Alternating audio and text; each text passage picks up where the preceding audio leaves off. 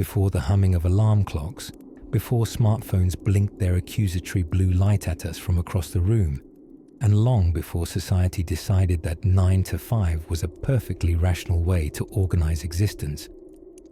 There were bells, birds, and bread.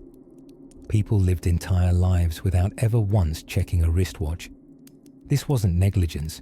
This was life before time had been tamed and divided into polite little squares on calendars. And oddly enough, people weren't perpetually late to Saxon sword lessons or their 11:15 mud brick committee meetings. They got along just fine. Mostly. Let's drift back, very gently, to a time when the world was considerably more wobbly in its sense of minutes and precision. A medieval peasant, whose name we'll call Tom for coziness, would not have asked, "Is it 6:45 a.m. yet?" Instead, he would have said something more poetic, like, "The rooster's being insufferable again." Or, if he was especially tuned in, "The mist hasn't lifted from the oats, but my joints say it's about halfway to the sun." Time, you see, was a feeling. You woke when the light crept onto your floor through a crack in a thatched roof, or when Sister Margaret clanged the prayer bell with just a little too much morning enthusiasm. Monasteries were the original timekeepers. Before Big Ben chimed in all his imperial drama, it was the abbots and monks who orchestrated the day with bells rung at canonical hours. Lauds at sunrise, vespers at sunset, and everything else slotted in hazily between heavenly obligations and lunch. But outside the cloistered walls, most villagers had to use nature, food, and cows as their calendars. Take porridge, for example. Many households had cooking fires that never really went out. They simmered the leftovers all night, and breakfast was a matter of simply not letting the gruel turn into something that grew sentience. A good rule of thumb: if the pot still burps occasionally, it's probably time to get up and milk the goat. Speaking of goats, livestock were much more punctual than we credit them. Animals have internal clocks so consistent that some medieval folks relied on the grumpy lowing of a particular cow as a kind of dairy-based snooze button. "Oh, that's Mags again," someone would mutter, hauling on their only pair of breeches. "She's rumbling. It must be time for market." Farming was, in fact, how time made its grubby entrance into people's lives. While they didn't count hours, they understood seasons with terrifying clarity. "Plant after the third frost," someone's grandmother would whisper while kneading barley dough as stiff as church pews. Or, "Don't harvest until the hedgehogs sing," which sounds ridiculous unless you've heard a hedgehog sing. Then it becomes more concerning than anything. In the cities, if we dare call those sooty medieval clusters cities, there wasn't much more structure. Instead, tradesmen opened shop when it was light enough to see the buttons, and closed when it got too dark to thread a needle or count change without squinting suspiciously at everything. Time, essentially, was a highly inaccurate collaboration between your eyes and your personal tolerance for error. Sundials existed, of course, but let's be honest, owning a sundial was like owning a home espresso machine before coffee was even invented. They belonged to the educated, or to those with tax-collecting ambitions. Your average person couldn't afford to know what hour it was. And even if they could, what would they do with it? Arrive precisely early to a feast that didn't have food yet? The horror. Let's not forget the church bells. Village life pulsed to their ringings. In some towns, a noon bell was rung simply to tell people to pray, and perhaps to tactfully suggest they start thinking about lunch. Bells became communal clocks, their sounds floating over thatched roofs and soggy turnip plots with airy authority. And yet, the precise time varied. Noon rang anywhere between 11:30 and wangs, depending on how ambitious the bell tower caretaker felt that day, or whether he'd had one too many mugs of something fermented the night before. This world ticked not to seconds, but to sensations. The creeping length of shadows along cobblestone paths, the golden haze of afternoon pressing against a wooden shutter, the number of pies cooling in the sun, a vague but reliable sense that yes, now is the time to turn the laundry over on the hedgerow bushes, lest the ravens claim it again. If these stories helps you drift off, please subscribe to the channel. It would mean the world to me. And before you fully fade into Dreamland, I would love to know where you're listening from and what time it is there. Now, close your eyes and rest easy. There's no clock to chase here. Imagine a world without clocks, no ticking hands, no glowing numbers on your nightstand, no snooze button to betray every morning's ambition. Just stars, shadows, and squawking roosters. That world was real, and it lasted for most of human history. Long before time zone drama and 9 to 5 schedules, people existed in a watery soup of moments, loosely anchored to the sun, the moon, and how hungry they felt. Let's take a moonlit stroll back to such a world, to ancient Mesopotamia perhaps, where the Sumerians were just beginning to dabble in civilization and invent the written word. Probably to keep track of debts and grain taxes, not bedtime stories. Their timekeeping was charmingly vague. Days were for sweating in the barley fields, and nights were a mystery swaddled in candlelight and existential wonder. You didn't wake up at 7 a.m. You just woke up. When birds made too much fuss, or your neighbour's goat started yelling, that was as punctual as morning got. There was no running late. You couldn't show up to your job 20 minutes behind because there were no cabs. You'd just saunter into the collective labour force, say mud brick stacking, and say, I got here when the sun smiled at the horizon. Fair enough. In Egypt, life revolved around the Nile, the stars, and the occasional god with a bird head and an opinion. The Egyptians, clever as always, had developed a way to divide the day into 12 parts, just like a giant cosmic sandwich. But those 12 chunks weren't equal, not even close. The hours of sunlight were divvied up differently in summer and winter, meaning, in a way, Egyptian hours could suffer seasonal depression. A summer hour was long and lazy. A winter hour was short and neurotic. Water clocks helped too, known as clepsydras, a word that sounds like a spell you'd cast on a leaky roof. These were elegant little bowls that slowly emptied or filled with water, marking time with droplets rather than ticks. It sounds poetic until you realize someone had to keep refilling the darn thing like an ancient hourglass with plumbing problems. Still, in temples and observatories, these clocks were the gold standard of ancient precision, which is to say, not very precise. Back in China, brilliant minds had their own watery way of measuring time, some using ingenious escapement mechanisms that hinted at the eventual invention of the mechanical clock, thousands of years later. But for most people, time was measured by routine, by when smoke began curling from neighbors' cooking fires, by the angle of shadows cast by the doorway, or when the village storyteller started yawning. A reliable, if drowsy, signal. And then there were candle clocks. Imagine lighting a well-measured candle at sunset and knowing that by the time the wax melted down to the halfway mark, it was time to go steal someone's chicken. Or, more nobly, get some rest. Candles mark time by melting away. A bit like us, if you think about it too long. But not too long. This is a sleep story after all. But perhaps no timing tool was more feathery than the humble rooster. Universally loud and charmingly judgmental, These early risers became unofficial town criers. If your village's rooster was particularly overzealous, everyone woke up before dawn and grumbled in unison. It wasn't punctuality so much as poultry-induced insomnia. The rooster didn't care about precision. He just shouted when his chickeny heart felt the planet roll toward light.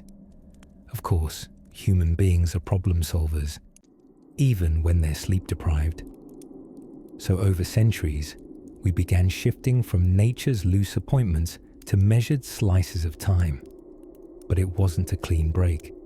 For centuries, even towns with rudimentary clocks still relied on rhythms of light, sounds of bells, and communal groans from the local rooster's unsolicited solo. And yet, life moved on. Fields were ploughed, breads were baked, possibly overdone. Children were raised without bedtime alarms, and empires rose and fell on someone's rough estimation of mid-morning. Now, with the stars hanging overhead and the modern digital clock silently glowing beside your bed, take a breath. You're part of this long, slow tale of humankind trying, gentler than we like to admit, to bring order to the mystery of time.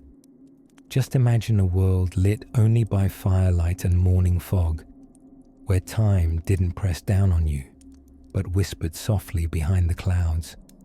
Let's drift further into this world together, where the sun, not your deadline, determined the rhythm of your days. In the beginning, there was darkness, and then chickens. Before the digital glare of smartphones, before wristwatches, sundials, or even pocket watches smugly clicking away in waistcoats, humanity relied on the world's most adorably unreliable alarm clocks, roosters. You see, in the absence of mechanical tick-tocks or blinking microwave displays, people tuned in to more natural rhythms, sunlight, animal behavior, and that particular pair of sandals they always wore when it felt like harvest season. Imagine a world where the morning began not with the cold shriek of a phone alarm, but with the clucking of a chicken and the thump of a wooden door swinging open. A place where your daily planner was written in the sky itself, with sunlight tracing the trajectory of your to-do list. Time to milk the goats wasn't jotted down in Google Calendar. It was just a certain slant of light slithering in through the cracks in a cottage wall. This, dear dreamer, was the age of, I think it's about mid-morning. An age of temporal ambiguity sprinkled with charming phrases like a while ago, nigh on dusk, or the ever-reliable, after the sun hits that rock over yonder. Now, when it came to organizing one's life without precise minutes or measurable milliseconds, people became artisans of approximation. The lengths of shadows were excellent guides. In ancient Egypt, for example, priests used obelisks, those giant stone skyscrapers of symbolism, to track time. As the sun moved across the sky, their shadows shifted alongside the devotees, marking the hours more elegantly than any tick-tock countdown could dream of. And yet, one cannot schedule a war, a sermon, or a goat-juggling festival based on solar shadows alone, especially when clouds saunter in or the rooster oversleeps. So clever minds emerged, builders of water clocks and keepers of candle clocks. The water clock, known grandly as the clepsydra, was essentially a bowl with holes in it. As water dripped or filled to certain levels, you gained a sense of how much time had gone by. Not exact time, mind you, but close enough to say something reassuring like, "You've been talking about barley for a quarter of a clepsydra, Gregory. Please stop." Even the humble wax candle got pulled into timekeeping duty. In medieval Europe, monks used candles marked with notches to count off prayer hours. One candle might burn from matin to lauds, the next from prime to terce, and so on. Imagine a divine to-do list illuminated by flame and the faint smell of beeswax and contemplation. There was no snooze button, but stumbling barefoot through a cloister at 3 a.m. To chant in Latin probably did the trick. Peasants, bless them, measured time in productivity. There was a loaf's rise, a kettle's boil, or a pig's nap, depending on local cuisine and porcine schedules. Farm life ran on daylight, which was markedly inconsistent. Winter days were cruelly short, and summer days long enough to weed an entire field, brew 5 flagons of mead, and still make it to the village dance. Time was elastic, but tasks were real. And yet, even amidst this mystifying fog of temporal vagueness, humans found rhythm.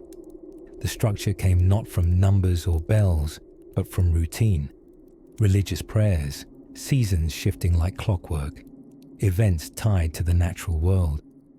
What modern folks might call chaotic was simply life. The morning began with birdsong and cool dew. Afternoons bloomed with warm fieldwork and the occasional thatched roof gossip. And night settled with the hush of firelight and the lullaby of distant sheep. To bring some order to all this, communities collectively agreed on about when things would happen. Market days, feasts, weddings, these were often pegged to saints' days or lunar cycles.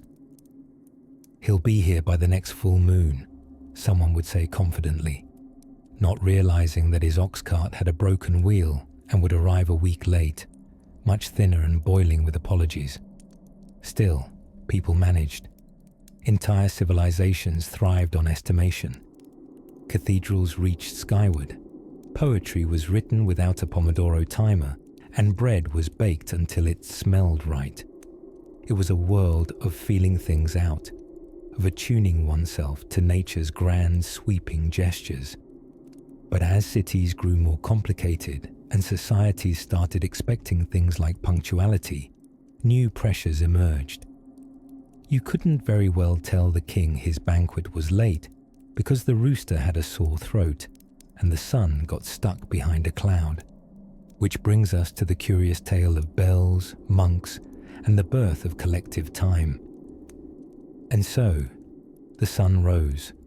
Or rather, people noticed it was slightly less dark and decided that was reason enough to get out of bed. Before alarm clocks, digital calendars, and that one relative who texts happy birthday at 12:01 a.m., people lived in a world where time was not chopped into precise segments. It was more drizzled, loosely, like molasses over a sleepy biscuit. The natural world was their timekeeper. The rooster crowed. Well, sort of.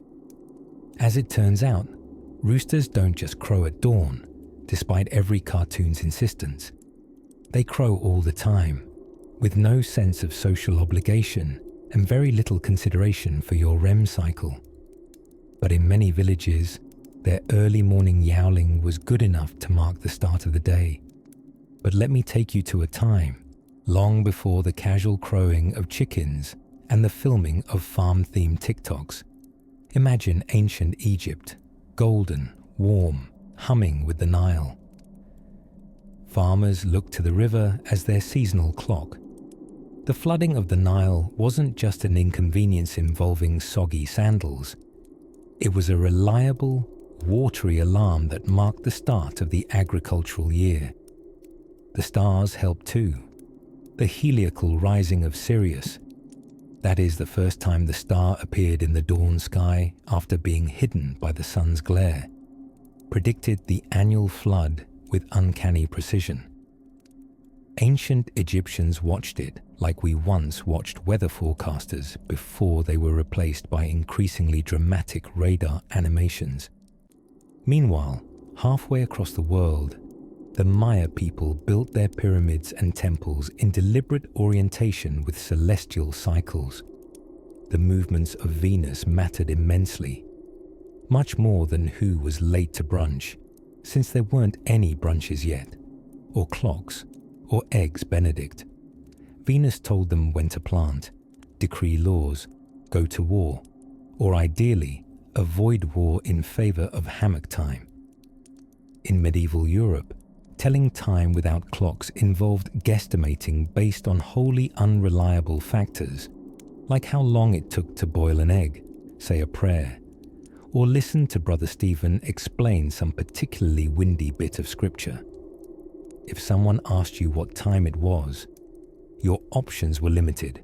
You could gesture vaguely at the sun's location, shrug theatrically, or respond with the classic, "It's nearly none," meaning the 9th hour after sunrise, which could be anywhere from 1 p.m. to 3 p.m., depending on the mood of the local monks. Ah yes, monasteries. If any group ever tried to grasp time by the robes, it was the monks. These were men deeply committed to praying at precise intervals, an admirable endeavor, if also baffling in an age where hours slipped and stretched with the seasons. To remedy this, they had gong bearers and sundials and candle clocks, wax towers that burned predictably and marked passing hours with the subtle excitement of wax drippage. Some candles even had nails driven in at intervals, which fell clinkingly into metal trays, a sort of primitive notification ping. Early monks, it turns out, invented the most tranquil email alerts. But even candle clocks had their issues, namely wind, rain, and cats. A sudden draft could shave off an hour. A curious feline could push it over entirely. Thus, time remained a gentle suggestion, less of a demand and more of a hushed invitation. For everyday folk, the farmers, the weavers, the cheese turners, time was about rhythm, not rigidity. They rose with the light, worked until their shadows stretched long, and rested when the birds did. It was a life lived in sync with the sky, the soil, and the sound of distant bells. Ah, bells. Church bells were perhaps the medieval version of Siri. Helpful, occasionally loud, and one step away from controlling your entire life. Monks rang them to call people to prayer, to signal meal times, to mark feasts, or, in less charming cases, to signal approaching invaders, which did tend to kill the mood. Everyone lived by those bells, even if no one quite agreed on what mid-morning actually meant. So much of history's timekeeping was communal, not personal. It made people early to everything and late to nothing, or, depending on your perspective, equally late to everything and early to only themselves. But somehow, the cow still got milked, the bread still baked, the marriages mostly happened on time, which leads us gently to some of the more curious tools they used to stay in time, without really knowing what that was. Water, shadows, sand, and burning incense, all are waiting patiently in the next warm corner of our story.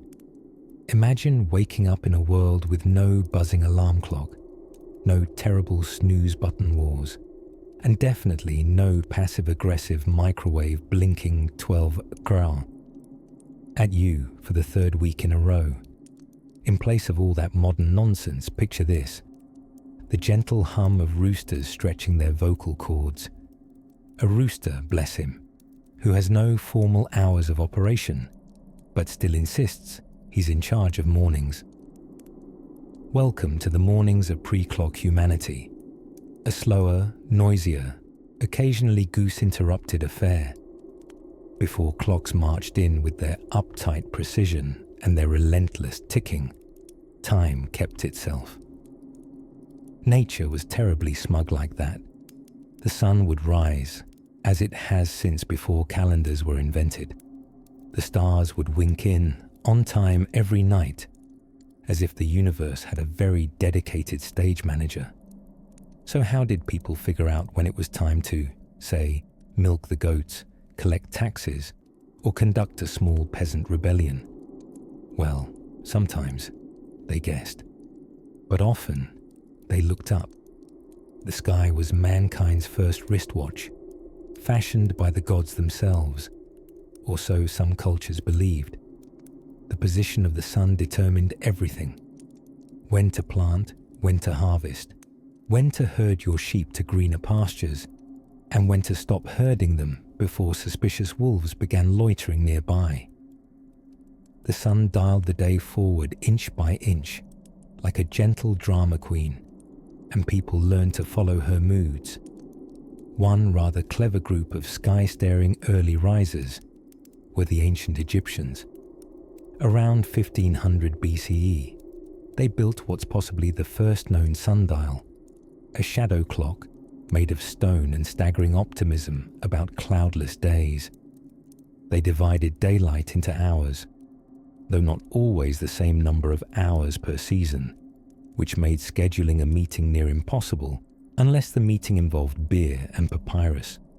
And yet, without a portable device attached to their tunics, Egyptians were astonishingly efficient.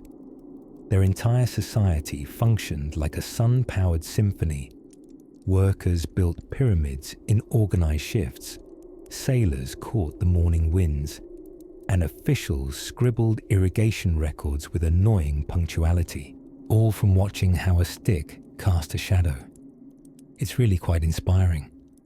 Or at least, it would be, if it weren't so shadow-dependent. Indoor sundials were, regrettably, less effective. As you drift slowly away into thoughts of giant pyramids casting elegant afternoon silhouettes, drift further still to the ancient Chinese water clocks. Invented around the same era, these marvelous devices turned dripping boredom into science. Literally, they used the steady drip of water to mark time. A pot would slowly fill, and as the water level rose, little marks on the inside of the vessel would note the hour. In other words, it counted how long it had been since someone remembered to fix the leak. These clocks weren't terribly portable either. Imagine taking your timepiece for a walk and leaving damp footprints every few seconds. But they were consistent, assuming nobody bumped into them, drank them, or forgot to refill them during lunch. Meanwhile, in the highlands or forests or dusty steppes, those without access to ceremonial stone or time-dripping teapots relied on slightly different cues. One approach: group agreement. If old man Bartholomew said it's time to harvest, and he's been alive longer than 3 goats combined, you generally went with it. Also, the collective memory of seasoned villagers served as a pretty solid calendar. Remember last year when the river sang and the snails danced? Aye, time to plant turnips. For travelling folk, the stars became their intimate companions. Navigators followed heavenly bodies across oceans using techniques so complex and poetic, they deserved to be whispered more than spoken. Polynesian wayfinders, Aztec priests, Greek philosophers with enormous beards and uneven sandals. All of them watched the heavens, not simply as a map, but as a celestial clock, ticking softly in patterns of constellations. While most of us today can't even locate Orion without an app or a friend confidently pointing in the wrong direction, early humans had trained their eyes to the stories above, and they told time not in minutes, but in rhythms, of moons, of tides, of seasons, and shared routines. So next time someone honks at you because you're 4 seconds late crossing the street, take solace in this. There was an era, many in fact, when time was wide and gentle, when people didn't march to TikToks but flowed with the sky, the soil, and the occasional confused rooster. Now, if the sun has begun its descent in your mind's eye, and the clouds swirl softly across your thinking, then it's time to wander another step forward, to when humans stopped merely watching time and began building it. Somewhere between the invention of fire and accidentally discovering that moldy bread cured infections, humans realized something unsettling. The sun wasn't particularly punctual.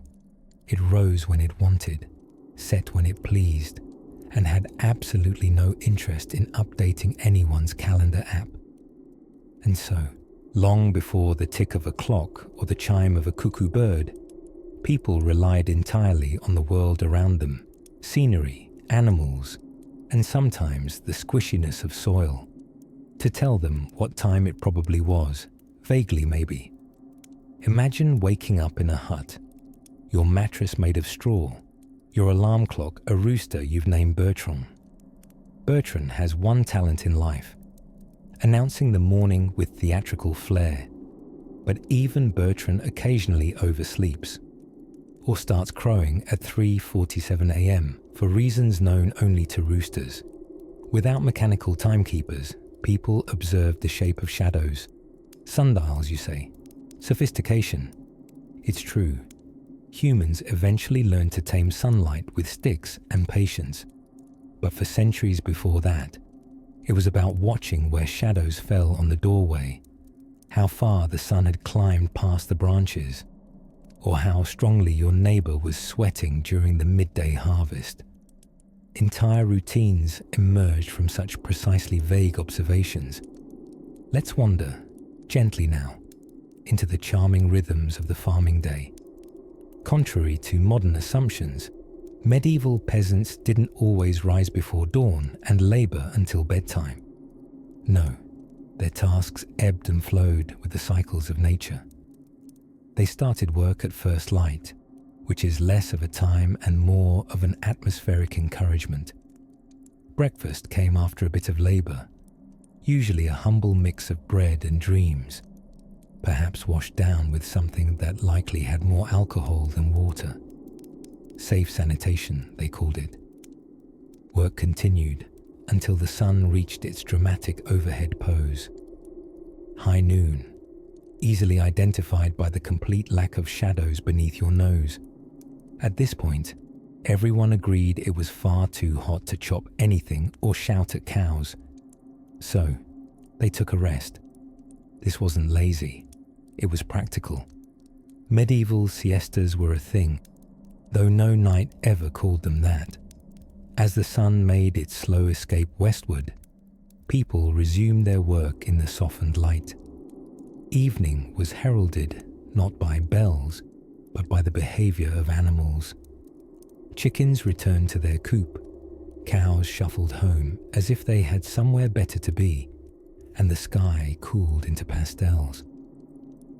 On the longest days, the last glimmer of dusk was often referred to as the gloaming, a word far too beautiful to be left in history books. Even events like dinner, social gatherings, or spontaneous complaint festivals, also known as village meetings, happened not at 6:30 p.m., but around when the stars blinked open, or after the smell of stew floats through the village. Let's not forget monks, the medieval champions of pseudo-precision. Long before hourly chimes became fashionable, monasteries rang bells to mark the canonical hours: matins, lauds, prime, terce, sext, nun, vespers, and compline. If those sound like spices from an old apothecary's drawer, you're not entirely wrong. These weren't fixed hourly appointments, but moments based on the sun's movement and the prayers it allegedly preferred. Monks would awaken to pray in the eensy-weensy hours, guided sometimes by candle stub measurements, or, even better, clepsydras, water clocks, marvels of dripping serenity. These ancient devices didn't tick, they trickled, a gentle reminder that even monks had deadlines, one drip at a time. The clepsydra was not the only instrument of hope and fluidity. There were oil lamps with time-marked reservoirs, incense sticks calibrated to burn a certain length in a certain span, and hourglasses whose sand trickled down with the full drama of inevitability. None were terribly precise, but all were poetic. And let us not neglect the natural horologes, the human body's own rhythm. People listened to their hunger, their weariness, their sense of Have I ploughed enough wheat to deserve cheese yet? This was time as a sensation, a whisper felt in muscles and bones. The body as a clock, slightly inaccurate, but always honest. So the next time you glance at your phone to check the hour, perhaps out of boredom or habit, you might pause to consider how your ancestors determined it was lunchtime by nothing more than a drooping sunflower and the fact that their goat had started grumbling. As the shadows lengthen over our little historical meadow, let's step softly into the twilit corners of timekeeping, where whispers lit lanterns and bells told tales. In a sleepy village somewhere in medieval Europe, beneath a gently sloping thatched roof and a moon curled like a comma in the sky, a farmer named Alric scratched his beard, squinted into the darkness, and declared, "Reckon it's sunrise soon." His wife Gerda, who had the patience of a saint and the sleep schedule of an owl, grunted from under the wool-stuffed blanket. Your reckonings are about as good as your singing. Indeed, back before the glorious tyranny of standardized time, people didn't need wristwatches or blinking microwave clocks to tell them when to stir from slumber. They simply listened to birds, to bells, to their goats chewing with suspicious enthusiasm. You see, before the modern clock marched its precise little gears across history, folks leaned heavily on rhythms much older and in some ways far wiser than minutes and hours. Instead of the 6-hour AM alarm, many relied on roosters. Are roosters accurate? Not particularly, but they're loud, self-important, and above all, free, which made them perfect for a world where people woke up not at a universal time, but when it felt right, or at least when the rooster insisted. Alric, like many others, also trusted shadows. Not the spooky, dramatic kind, but the everyday, soft, angled kind cast by the morning sun, slipping modestly over stone cottages and sleepy trees. People built certain doorways, windows, even entire buildings to catch light at precise moments. Nature's own clock hands, slowly sweeping across walls. Some medieval monks, those tireless guardians of schedules and scrolls, took things a step further by, constructing sundials. Proper ones too, inscribed with Latin phrases warning against idleness or reminding you how every hour sliced a bit from your soul. Very calming. The monk Gerbert of Aurillac, before he temporarily moonlighted as Pope Sylvester II, crafted shockingly accurate timekeeping devices with primitive gears and weights, essentially medieval Fitbits, if Fitbits were gigantic, church-owned, and chimed instead of vibrating. But for most people, the Alrics and Gerdas of the world, nobody needed to know that it was precisely 11:42 a.m. All they needed to know was that it was time. Time for what? Ah, that was the trick. In the seasonal swirl of the pre-clock world, time was tied deeply to tasks. When the dew dried from the grass, it was time to gather herbs. When the church bell rang at midday, it was time to pause work, pray, or more realistically, relocate to a shady spot and pretend to pray while eating cold barley stew. Peasants often used something called the canonical hours, a system divided by religious observances: prime, terce, sext, none. Not an early 2000s boy band, but rather a medieval daily rhythm. These names came from ancient Roman counting, with sext occurring at the 6th hour after sunrise. Imagine explaining to your children that lunch now officially happens at sext. Ah, innocence. These rhythms were especially helpful for those who couldn't read or didn't own any time-marking device at all, which, let's be honest, was almost everyone. Of course, while your average farmhand squinted at shadows or waited for a goose to honk in a certain direction, possible but not advised, towns had a slight advantage: bells. The church bell tower didn't just look elegant against the skyline. It functioned as the noisy heart of a community. The bell rang out the 7 times of prayer and occasionally warned of things like fire, flood, or a sheep invasion. Bells were the internet of the Middle Ages, just slower and less likely to display ads for tunics you looked at once. Each ring told a tale. 1 peal might mean morning mass. 2 could signal the opening of the town gate.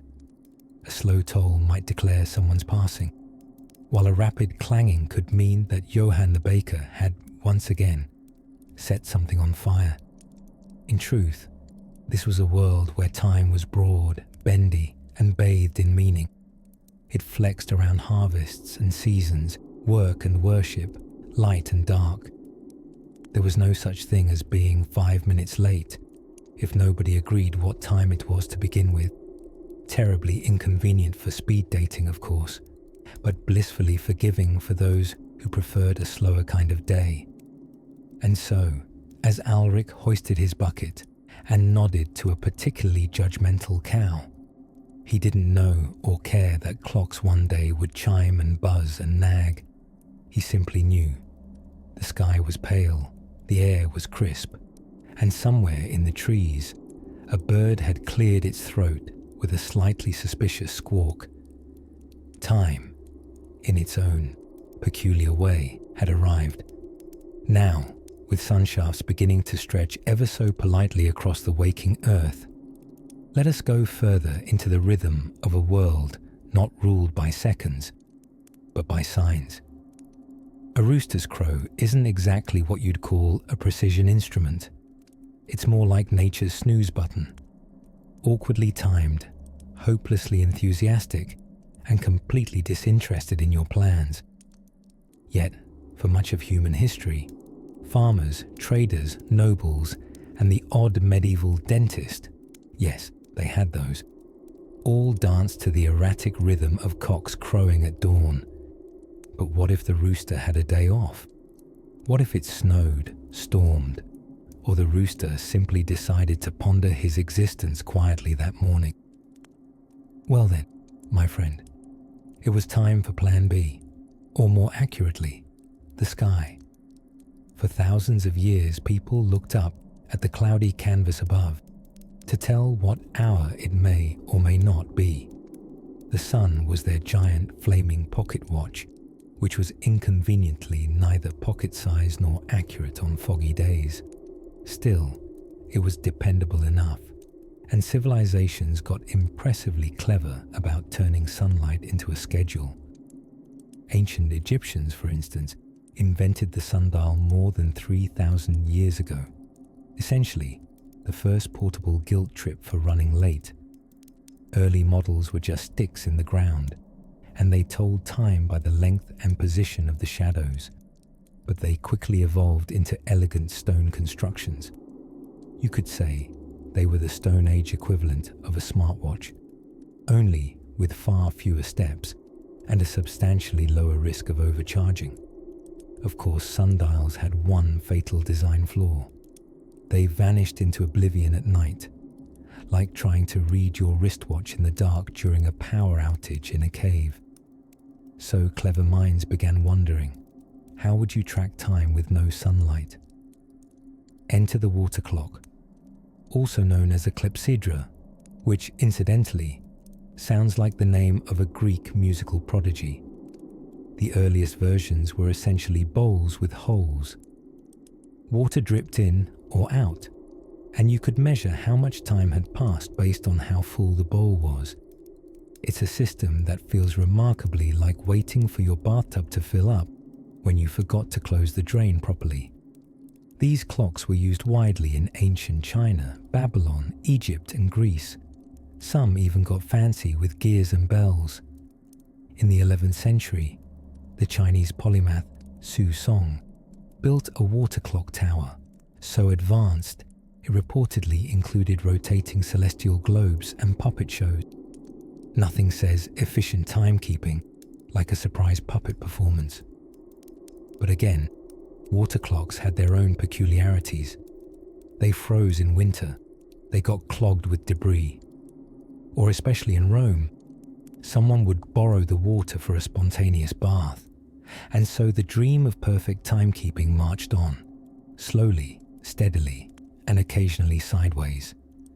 In medieval monasteries, time became a spiritual obligation.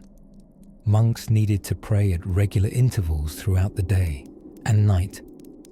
This made time sacred, and let's face it, inconvenient. Imagine being summoned for a hymn at 3 a.m. when the only thing you're worshipping is your pillow. Yet monks, being industrious and generally unwilling to be late for prayers, developed canonical hours. These weren't measured by the hour as we know it, but rather by regular divisions of the day, matins, lauds, prime, and so on. Rather than worrying about minutes or seconds, you only had to keep track of which divine obligation was next. The monks had something else up their sleeves: candle clocks. Now, this is where bedtime meets timekeeping in the most poetic of ways. Imagine a candle marked with lines along its length. As the wax melted and the flame dipped, the passing time was measured by the sinking edge and the shadows it threw. The crackling of wax, the flicker of flame. It was like a quietly ticking lullaby. Of course, it could get dicey. A sudden draft could whisk away half an hour faster than you could say Saint Benedict. A curious cat could knock over your entire sense of punctuality. But still, for many an abbey and cottage, the candle was the quiet keeper of hours. And so, slowly and with no small amount of trial and error and melted wax, human beings trudged forward in their effort to tame time, not with digital beeps or atomic accuracy, but with sunbeams, spoonfuls of water, and flickering candle flames. And if you think that sounds a bit chaotic, well, it was. But it was also gentle, fluid, rooted in nature and necessity, not spreadsheets and alerts. The next step, though, will take us far from humble shadows and into the ticking, winding, and oh so slightly judgmental world of mechanical time. As twilight settled over the village of Llanfairpwllgwyngyll. Yes, that's a real place, and bless your tongue if you attempted to pronounce it. There was a most peculiar rhythm to life. It wasn't dictated by ticking clocks or chirping digital alarms. No, it was the gentle choreography of the world itself. The rooster crowed not at 7 a.m. sharp, but rather at the skies just beginning to look suspiciously lighter o'clock. And that suited everyone just fine. In the days before clocks claimed dominion over our daily lives, people relied on nature's own stage cues. The sun, for instance, was a rather dependable, if slow, timekeeper. It rose, it fell, and it did so with such splendid theatrical flair that even the earliest humans couldn't help but base entire calendars on its behavior. For farmers, the sun wasn't just a big flaming sky muffin. It was a daily memo that it was time to get to work or go home and rub ointment into one's blisters. Of course, farmers had their own subtle ways of telling time. Take ox shadows, for example. Not the most precise unit of measurement, admittedly, and certainly not endorsed by atomic scientists. But if your ox's shadow was long enough to resemble a suspiciously well-heeled gentleman lounging across the field, that meant it was likely either early morning or late afternoon, and probably time to figure out which direction was breakfast. There were other methods too. Church bells. Ah yes, medieval Europe's community-wide alarm system. If a bell rang 3 times, it was probably matins, early morning prayers. If it rang 7 times, you might have missed Vespers and needed to get your soul sorted post-haste. To the ear of the devout peasant, bells structured the day more thoroughly than any digital calendar. Unfortunately, they also startled livestock and confused dogs into thinking the end times were nigh. Out in the countryside, people became experts in what can only be described as sky literacy. Clouds weren't just whimsical puffs, they were indicators. Wisps gathering in pinks and golds. Time to wind up the tools, check the thatched roof for leaks, and prepare for evening gossip near the fire. The moon, meanwhile, had entire songs, myths, and seafaring expeditions planned around its comings and goings. Before time zones were invented, sailors often used the moon to determine longitude, unless, of course, it was cloudy, in which case one simply swore into the fog and hoped. And let's not overlook candles. The humble wax candle, often marked at intervals, was used as a burning timepiece in monasteries and royal chambers alike. This was known, rather uncreatively, as a candle clock. Not known for pinpoint precision, it could at least confirm when it was time to stop writing poetry and start sleeping, or time to stop sleeping and start writing more poetry. Then again, if you were an ancient Roman with a certain flair for measuring things, and quite possibly a hatred of sleeping in, you might have fashioned your own sundial. These shadow-casting curiosities were like wristwatches for gardens. However, they functioned poorly in the rain, fog, or after a surprise visit from a falling walnut. Still, nothing said, "I'm organized," quite like a miniature monument covered in Latin numerals.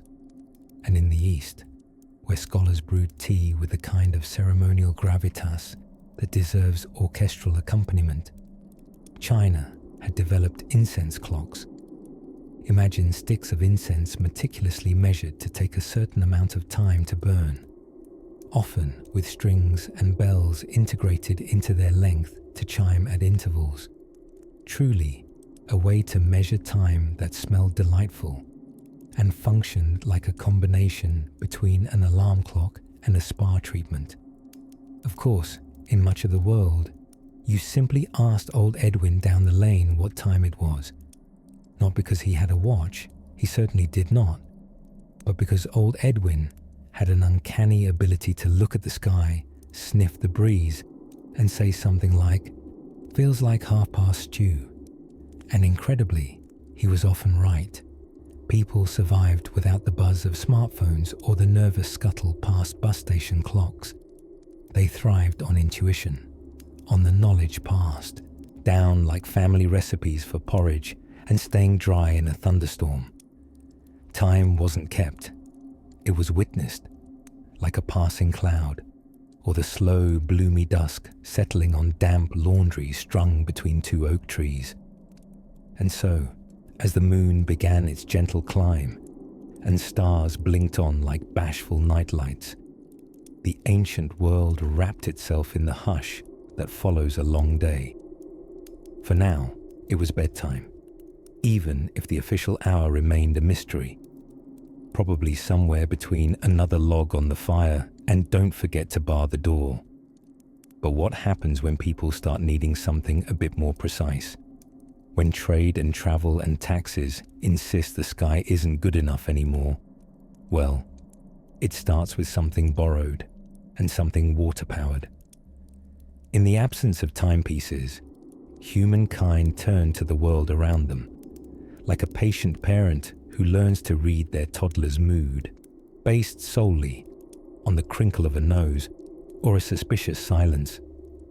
The sky, after all, was nature's first schedule. The color of the clouds, the tilt of the sun, the angle of a shadow stretching across dusty fields. These were the original appointments, met without alarm bells or Outlook notifications. Farmers, those unsung timekeepers of the pre-clock world, had their senses honed to uncanny precision. Long before sunrise hypothetically occurred at 6:03 a.m., old Herbert would be up when the rooster began screaming dramatically at a very respectable maybe-ish hour. Of course, roosters were not exactly Swiss precision. often deciding to crow at any hour that struck their fancy, including 2 a.m. if they had been spooked by starlight. Still, people learned to develop a deep intimacy with their surroundings. The dew on the grass, the scent in the air, the sleepy chirp of morning insects, it all painted a portrait of when and where they were in the day. This was not an accuracy of minutes, but one of rhythms. And if someone was late, well, time was vague, and so were apologies. Imagine a medieval village in spring, the earth just beginning to warm, and the village bell tower, if you were lucky enough to have one, ringing out a slow series of tones that meant something. It might be time for mass, or lunch, or possibly for everyone to gather in confusion until someone important appeared and decided what was actually happening. For those without bells, meaning most people, time flowed in broader strokes. There was morning, with its bread-making, goat-milking, and poorly defined yawning. Midday brought toil, sunburns, maybe some faint weeping in the beet fields. An evening settled in like a sigh, marked by the gentle glow of hearth fires and the thud of a wooden mug being set down in satisfaction. The idea of standard times across different places didn't just fail to exist. It would have seemed perversely ambitious. The notion that 2 towns 10 miles apart should agree on what hour it was would likely have been met with a confused stare and possibly a suspicious cinnamon roll. Each market town, abbey, and manor lived in its own pocket of now, dictated by slightly off-kilter sundials, vague bell rituals, and whatever the cows happened to feel like. Then there were water clocks and candle clocks, humanity's first DIY attempts at turning things into time. Monks in particular were fond of such contraptions, ensuring that prayer times were dutifully observed, even if the candles, which were supposedly marked to burn 1 inch per hour, sometimes burned more like 1 inch per dramatic breeze, or 1 inch per how cheap Brother Giles was feeling this week. In households lucky enough to own a candle clock, the passage of hours was lit, quite literally, by the slow melt of wax. Each notch marked a passage, each drip a minute refused to return. But then someone bumped the table, or the dog knocked it over, and suddenly bedtime was now ambiguously either in half an hour or 3 hours ago. It was all rather non-specific. Yet this beautiful vagueness gave people something we now crave. A softness to the day, a lack of ticking judgment. If Uncle Osric arrived to lunch late, arguing that the sun was only just kissing the top of the barn roof, you didn't question him. You gave him bread, and maybe a seat by the fire. Time was shared, not dissected. It was soaked in and smelled and heard and felt.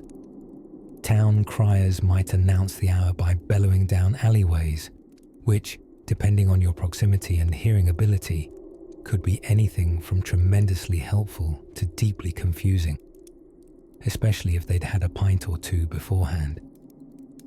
Still, life flowed. Babies were born generally mid-morningish. Work ended somewhere approximately near sunset. People met in the square under the sycamore tree when its shadow pointed vaguely northeast. Nobody texted to say they were 5 minutes out. They just arrived, or they didn't. And the world didn't mind. It simply waited. As twilight brushes the rooftops of those simple towns, one can almost hear the gentle clatter of supper beginning, stories shared by firelight, and the birds singing their last sleepy hymns. In the hush of that gloaming, it was time, not measured, but truly felt, to let the day rest. And as the last ember flickers in the hearth, let us drift now into the next gentle moment of the past, when stars guided more than just sailors, and dreams, it turns out, kept perfect time. By the 11th century, The sun and stars weren't just heavenly beings admired through poetry or whispered to by anxious lovers under moonlight. They were, rather practically, tools. Celestial Swiss army knives for peasants, monks, and wandering traders who needed to figure out when to milk a goat or prepare for a Viking raid. This was a world where time twinkled in the sky, not on your wrist. Let's glide into a quiet Benedictine abbey now, nestled atop a damp hill in England, though it might also have been in France or Germany or anywhere else where monks had traded vows for silence and cheese-making. Life inside the abbey was ordered with a precision so strict it would have made modern timekeepers weep with admiration. And the monks had no clocks. Instead, they had a man called the sacristan. Think of him like a medieval alarm clock, but with a robe and slightly less snooze functionality. His sacred and somewhat sleep-depriving role was to wake up at just the right time to ring the bell for matins. The midnight-ish service monks performed out of love for God or simply because nobody had invented naps yet. How did he know when to wake up if it was perpetually dark and he didn't have a glowing iPhone under his pillow? Some used a process called brace yourself, estimating. A highly technical method involving opening one's eyes, looking out the window and thinking, yep, that feels like 2:47 a.m. But other monks, in hushed corners of monasteries, developed more sophisticated techniques. The water clock trick, for instance.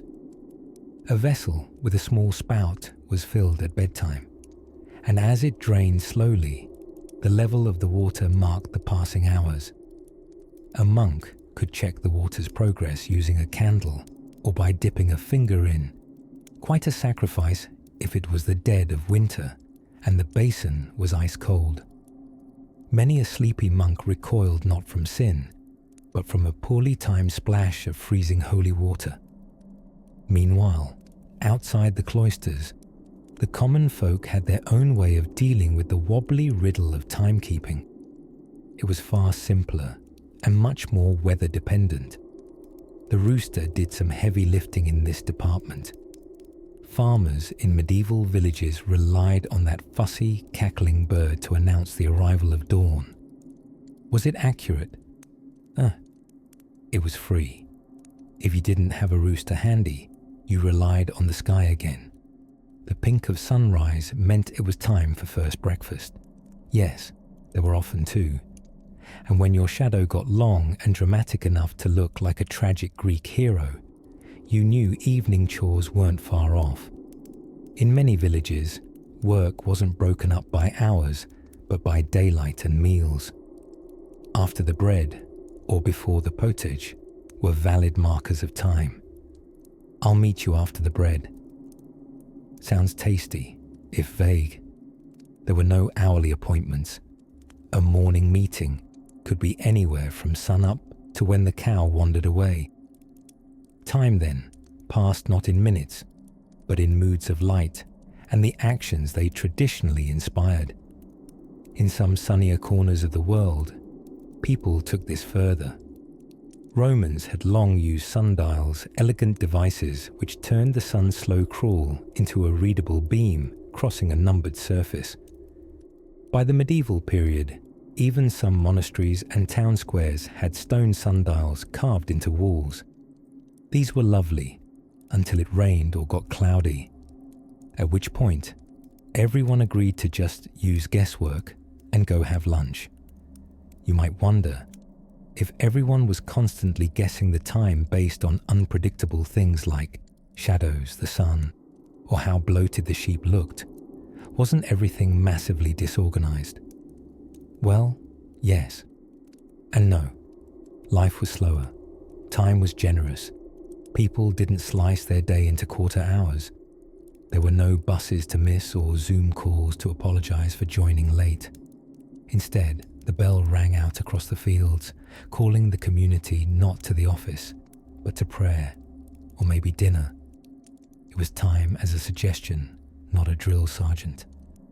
And so the world kept turning, dusk falling softly on that abbey hill, the sacristan now nodding off in a pew, his cloak curled around him like a contented cat. Above, the stars resumed their eternal tick-tick-tick, not caring about hours, but faithfully sweeping the sky like silent shepherds. As the night deepens and the fire in that monastery's hearth dims to a cozy orange glow, we'll linger a little longer to explore how people made time personal, even poetic. It's evening in a medieval village. Somewhere between where the goats roam and the ale is brewed, a bell rings. Not because it's exactly 6 p.m, clocks haven't exactly made their big debut, but because the local monastery says it's time. Time for what? Well, that depends on the monks, the sun, and an impressive level of guesswork. You see, before time was neatly chopped into digital blips and wristwatch glances, it was more like warm bread dough, elastic, a little messy, and left to rise as it pleased. People navigated the hours by feel, smell, and the general vibe in the air. And speaking of vibes, let's talk about medieval monasteries, the high priests of early timekeeping. Not that anyone was particularly punctual. Benedictine monks, in particular, took time very seriously enough to ring bells 8 times a day. This practice, known as the divine office, divided the day into intervals like matins, lauds, prime, and 5 other gloriously Latin-sounding stops on the spiritual express. These monks were humanity's proto-timekeepers, and every time a bell rang, somewhere in Europe, a baker knew when to knead the dough, or a villager knew when to pretend to look devout mid-nap. But how did they know when to ring the bell if they didn't have clocks, you ask? Now we're getting somewhere wonderfully foggy. Before mechanical clocks began ticking their way into the 14th century, monks relied on instruments far more celestial in nature. Sundials, for example. Perhaps not ideal on cloudy days, but charmingly reliable otherwise. These sundials weren't the ones you now find in eccentric gardens, pointing vaguely at nothing. They were precise enough to divide the day into canonical hours. Not that anyone outside the monastery was likely to argue. Then there were water clocks, ingeniously leaky buckets that told time by how quickly they, leaked. You fill the pot, set afloat, and as the water trickles out, down goes the float. At certain points, it hits bells or triggers something mechanical.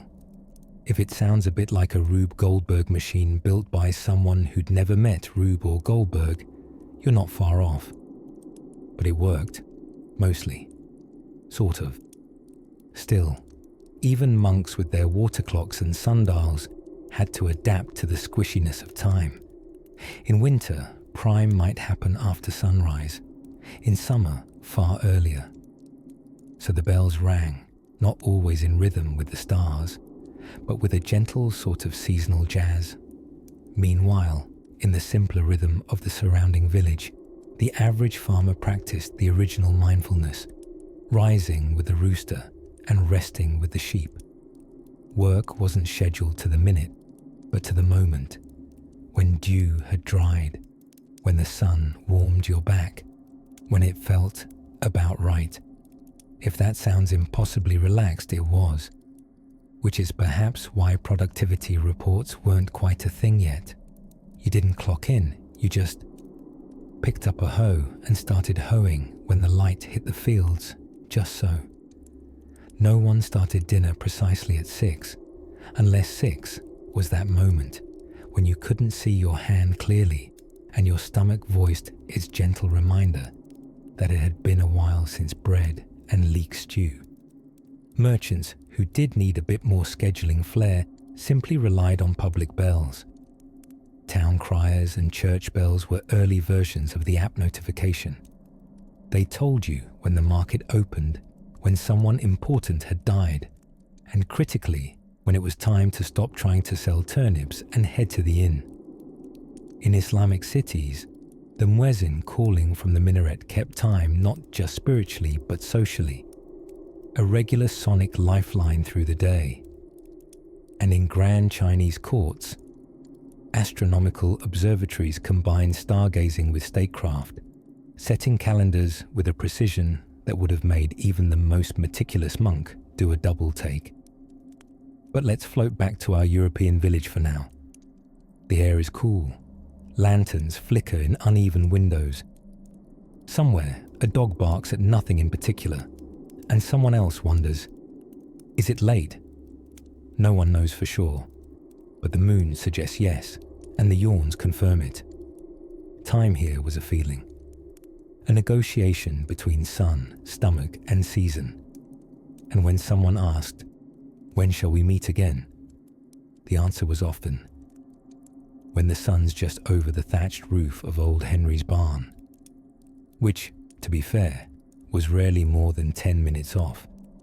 As we drift onward, let's look more closely at one of time's earliest companions, something quite dramatic, if a little smoky. Fire.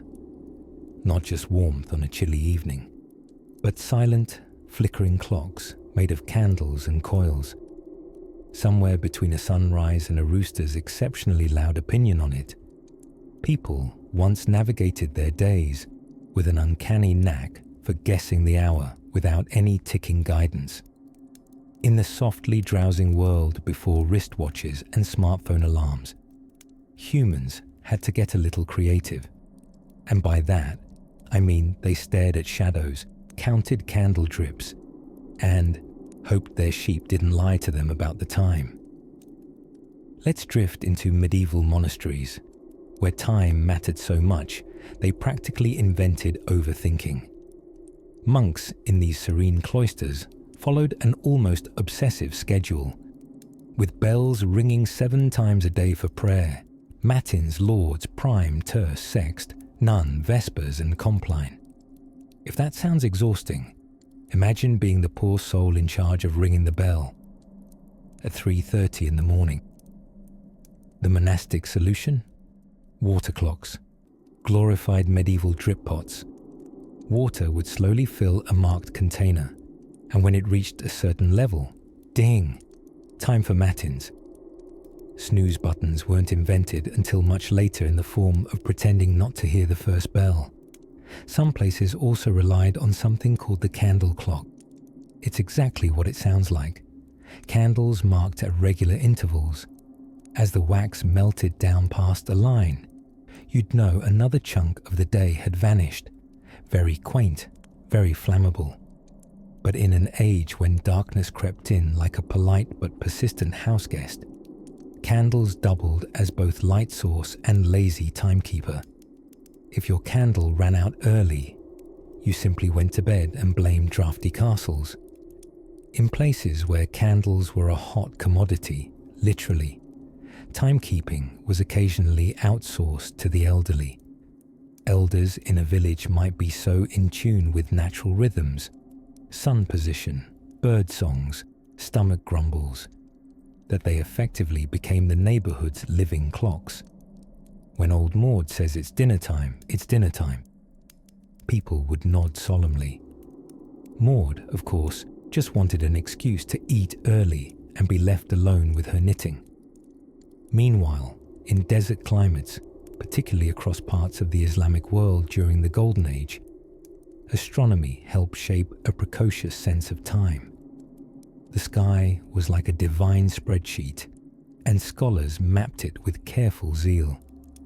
Prayer times were and are explicitly tied to the sun's placement, sparking an early boom in celestial observation. In Baghdad around the 9th century, the House of Wisdom had people tracking stars with such precision.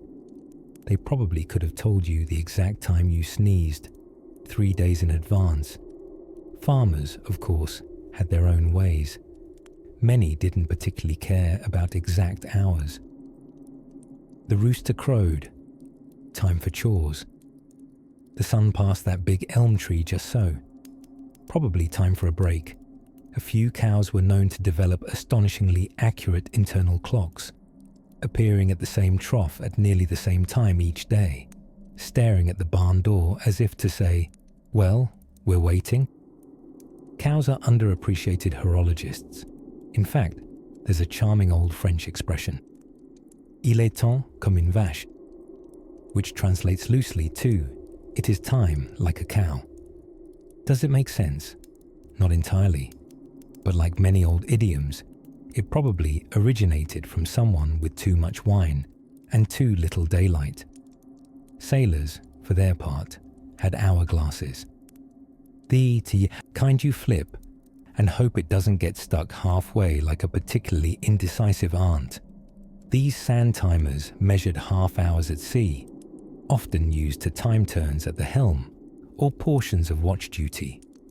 Imagine trying to sail across the Atlantic with time marked by grains of stubborn, slow-falling sand. It's a miracle ships got anywhere at all, much less on a schedule. And then there were the sun chasers, whole cultures whose daily rhythms followed the sun's arc with such devotion. Their very languages carried the glow of its presence. In ancient Egypt, one's work and worship rotated around Ra himself, the sun god, who galloped his golden boat across the sky each day. If he was late, no one dared complain. Somehow, without clocks and calendar alerts, humans managed not only to get things done, but to build pyramids, launch empires, and argue about what day it was with almost as much enthusiasm as we do now over daylight saving time. The irony, of course, is that before time had numbers, it may have flowed more freely, like a vast, lazy river, winding through seasons, lit by stars, and stirred only gently by a bell in the distance.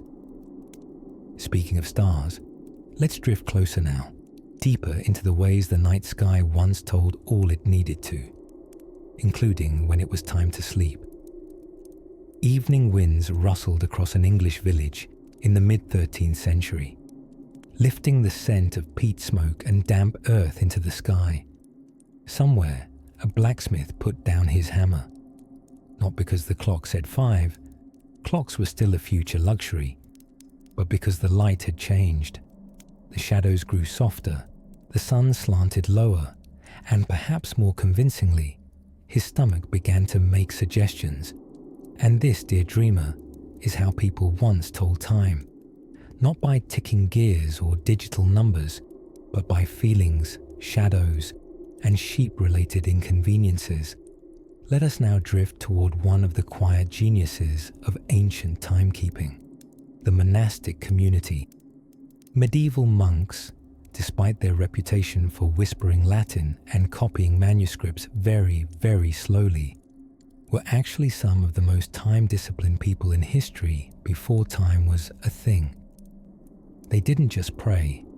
Oh no, they scheduled their prayers.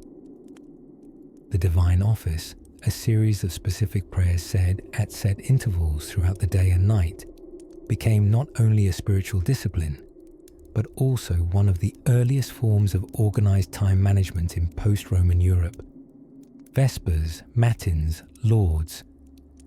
Sounds like an artisanal omelette menu, but it was essentially spiritual clockwork. The monks didn't need a Rolex. They had candle clocks.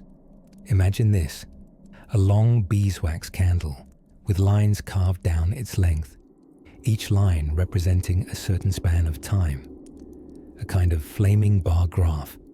As the candle burned, the flame would pass the marks in sequence. When the 6th line was licked by fire, it was time to shuffle into the chapel and chant in chilling Gregorian tones that echoed through the stone, corridors like holy ghosts with rhythm. Some monasteries even added clever flourishes, sticking tiny metal balls at the hour marks that would drop into metal trays below with a soft ping.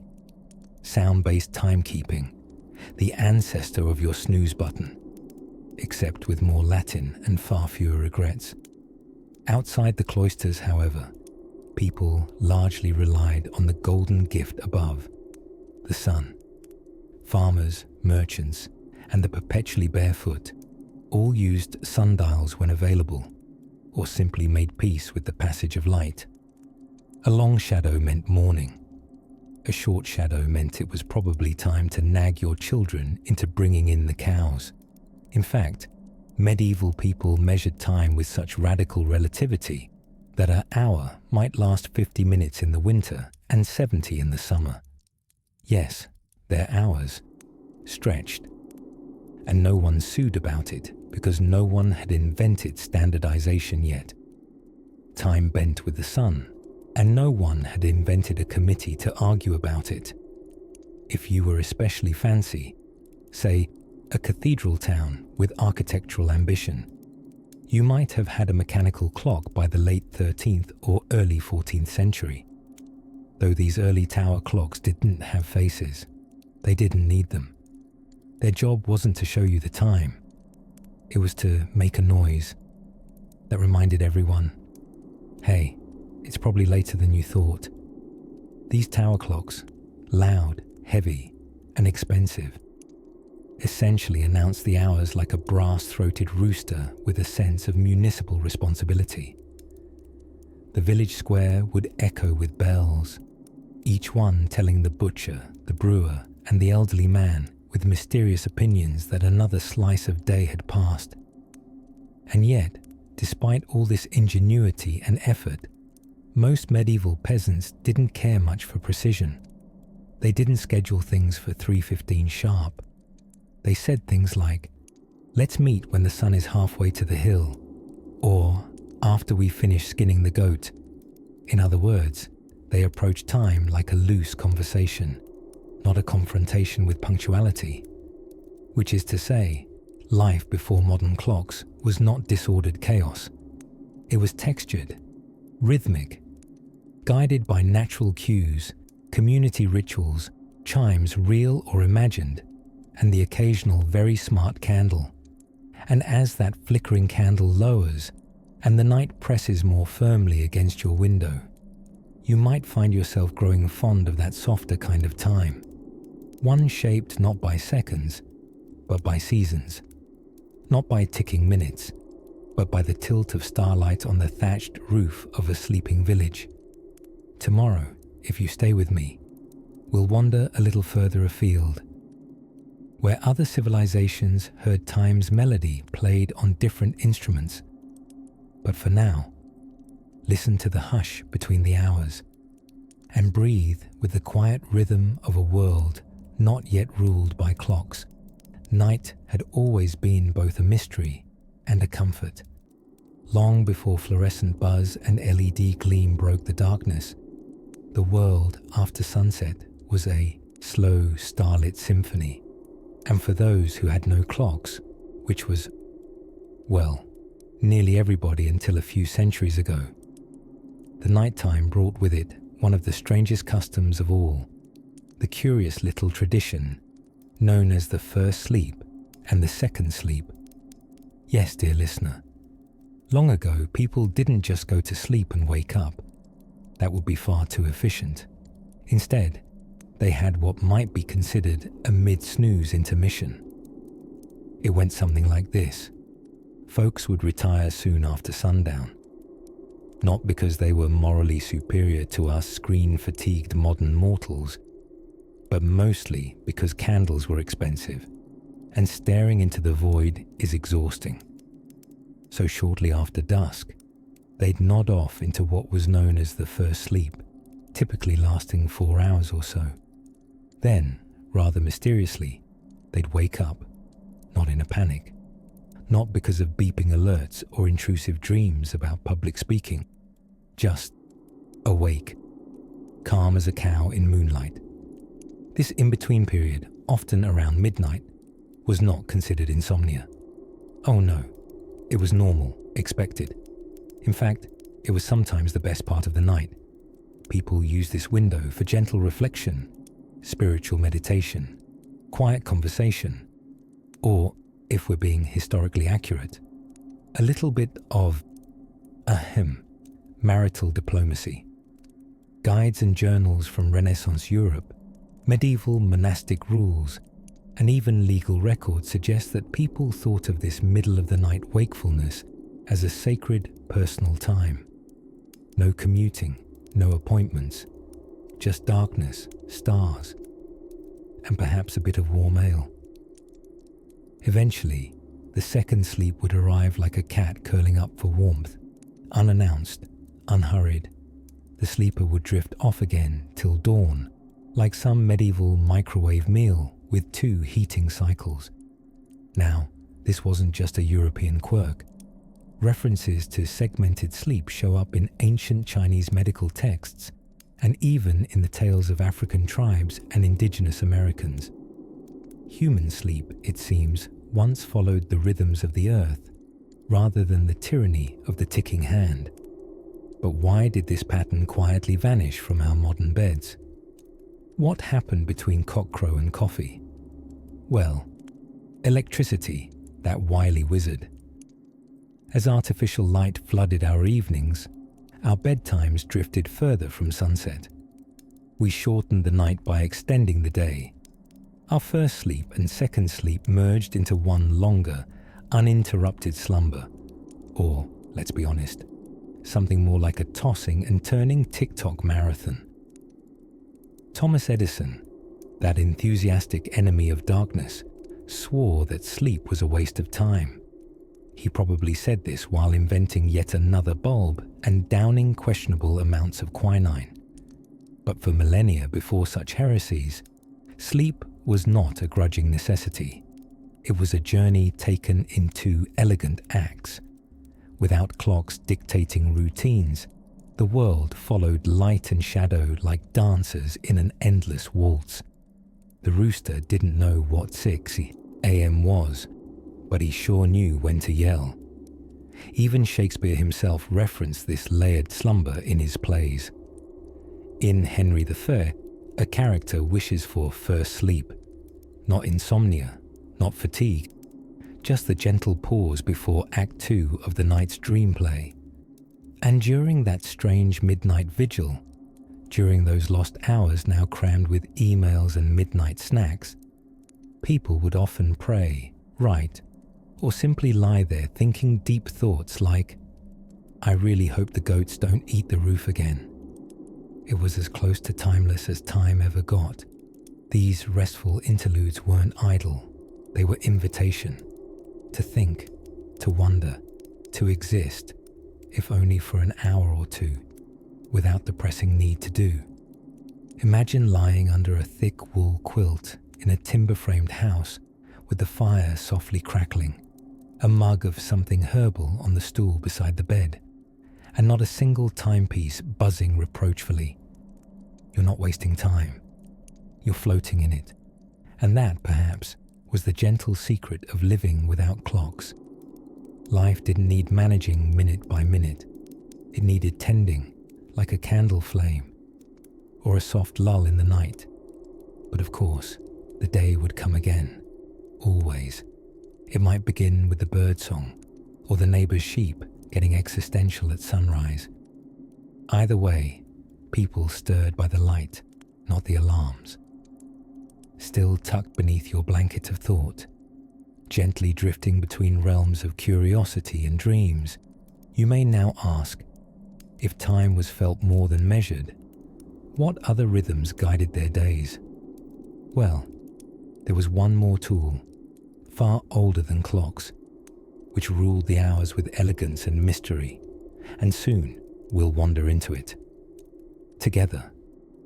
In the dusky haze of medieval monasteries, where silence was considered a form of music and everyone wore the same robe like it was 11th century business casual, timekeeping took on a peculiar glow, literally, because monks, those early adopters of structure and sleep deprivation, had somewhere to be, namely prayer, and lots of it.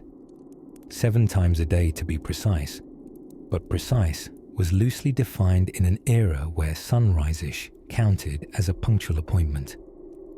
Before clocks clanked or ticked or invaded your iPhone, monks were the original time influencers. They didn't rely on cuckoo clocks or blinking digital numbers. They relied on their friendly neighborhood candle. Yes, candles. Not to provide mood lighting or set the stage for Gregorian Tinder dates, but to track hours. Here's how it worked. Each candle in a monastery was carefully made to burn at a predictable rate. Tall and solemn, like a waxy librarian, it served a dual purpose: minor illumination and spiritual stopwatch. Some clever monastic minds even marked rings along the candle shaft, each notch representing a period of time. If you woke up to find the third ring melted, well, better hurry to Lourdes before Brother Gregory gives you that passive-aggressive look over the prayer bench. The candle, for its part, asked very little, only that it be protected from the wind and not be too delicious smelling. Beeswax was preferred, not just because bees seemed to understand performance standards better than tallow, but because it burned evenly. A lopsided candle, after all, could delay entire Vespers and throw off the holy flow of the day. Imagine missing Compline because your candle had a caffeine patch and sprinted to the finish. Scandalous. But monks weren't the only ones carving out creative ways to navigate a clockless world. In Japan, a very poetic nation, even by insomnia-ready standards, people employed something almost heartbreakingly quaint, called incense clocks. Yes, incense. Aromatic smoke trails floating upward like sleepy snakes, telling time not by chimes, but by fragrance. In clever designs of ash and powdered spices, the incense smoldered through intricately shaped patterns, dragons, temples, sea waves, burning away to mark hours in mist-like form. It was the world's first scented calendar and possibly the origin of "I lost track of time" if you dropped a line of sandalwood on the tatami mat. And lest you think only the deeply disciplined and artistically inclined participated in such imaginative scheduling, let us remember the ancient water clocks, devices somewhere between resourceful and meanderingly impractical. These quiet dribblers, beloved in places from Babylon to ancient China, essentially told time by very slowly peeing into a bowl. Not the most glamorous of horological methods, but certainly consistent, as long as no one bumped the basin. There's something kind of charming, isn't there? People creating tiny poetic betrayals of midnight by trusting things that flowed, burned, or silently sank. In some Indian temples, time was even measured by how long it took a pierced coconut full of holes to sink. I mean, forget atomic precision. Can modern times offer you coconut clocking? The genius of these inventions wasn't just in what they measured, but in how gently they did it. Time was coaxed, not barked. It drifted, like the melt of wax or the sway of incense. No sudden alarms, no app notifications. Just the hum of the world inching forward, as if politely tapping you on the shoulder and saying, "Excuse me, it's nearly dusk." Of course, such systems weren't completely reliable. A candle might burn fast if the cat knocked it again. Incense could go out mid-ceremony and plunge a room of Confucian scholars into an argument about whether time still existed. And the speed of coconut descent could vary, because, well, coconuts are unpredictable co-workers. But that's the beauty of it all. Nobody was pretending to outwit the sun. They were simply partnering with nature, accepting time as a guide rather than a drill sergeant. In doing so, they gave themselves permission to move at the civilized pace of drifting fragrance and gently flickering flame. And as moonlight began to pool in, thatched ceilings and temple courtyards alike, people didn't panic. They didn't refresh their calendar apps or silently curse daylight savings. Instead, they noted the long shadows, sighed a little, and quietly shifted into evening. Let's now follow the trail of candlelight eastward, where another ancient technique for keeping time, one that hummed and chirped, was making quite a buzz. In the mountainous folds of rural Switzerland, time once moved at the pace of a cow's digestion, which is to say, slowly, rumbling, and filled with long silences broken only by the occasional bell. Here, among snow-dusted eaves and butter-churning gossips, people long depended on a curious symphony to measure the day. Not of ticking clocks, but a chorus of livestock. Imagine a world where the moo set your breakfast time, the bleat of a goat hinted at lunchtime, and the evening lowing signaled a return to hearth and hay. It wasn't imprecise so much as personalized. No wristwatch could ever say, Greta's goat is anxious. Best start dinner.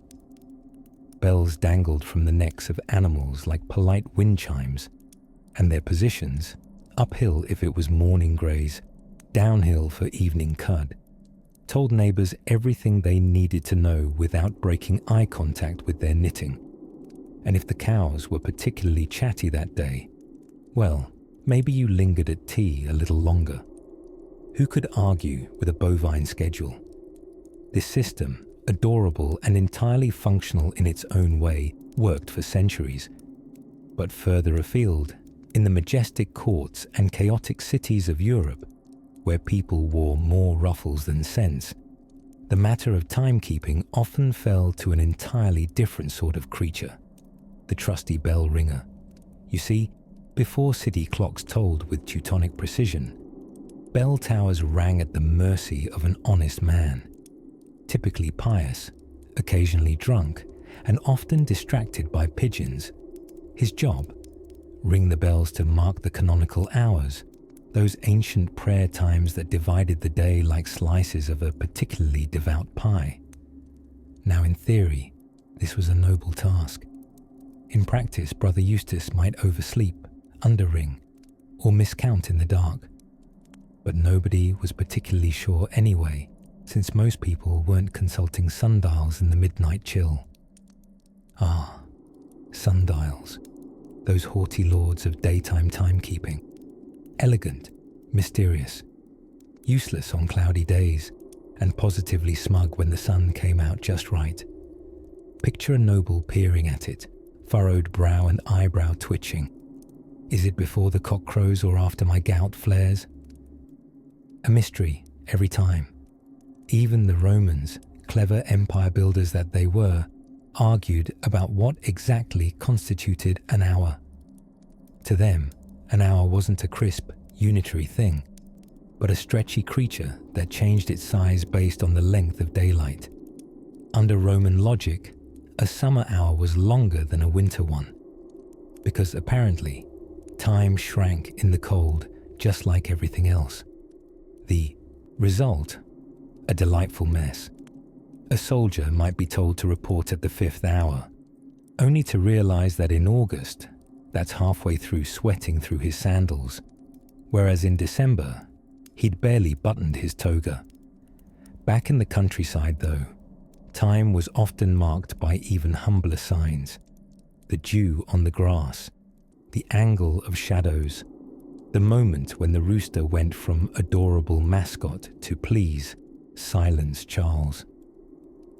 Many a farmer scoffed at official church hours, preferring to rise when the rooster crowed precisely 3 times, or when the cat began its morning tap dance upon one's ribs.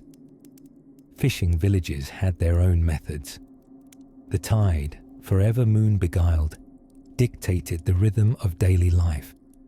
Boats launched and returned, guided not by minute hands, but the pull and push of water.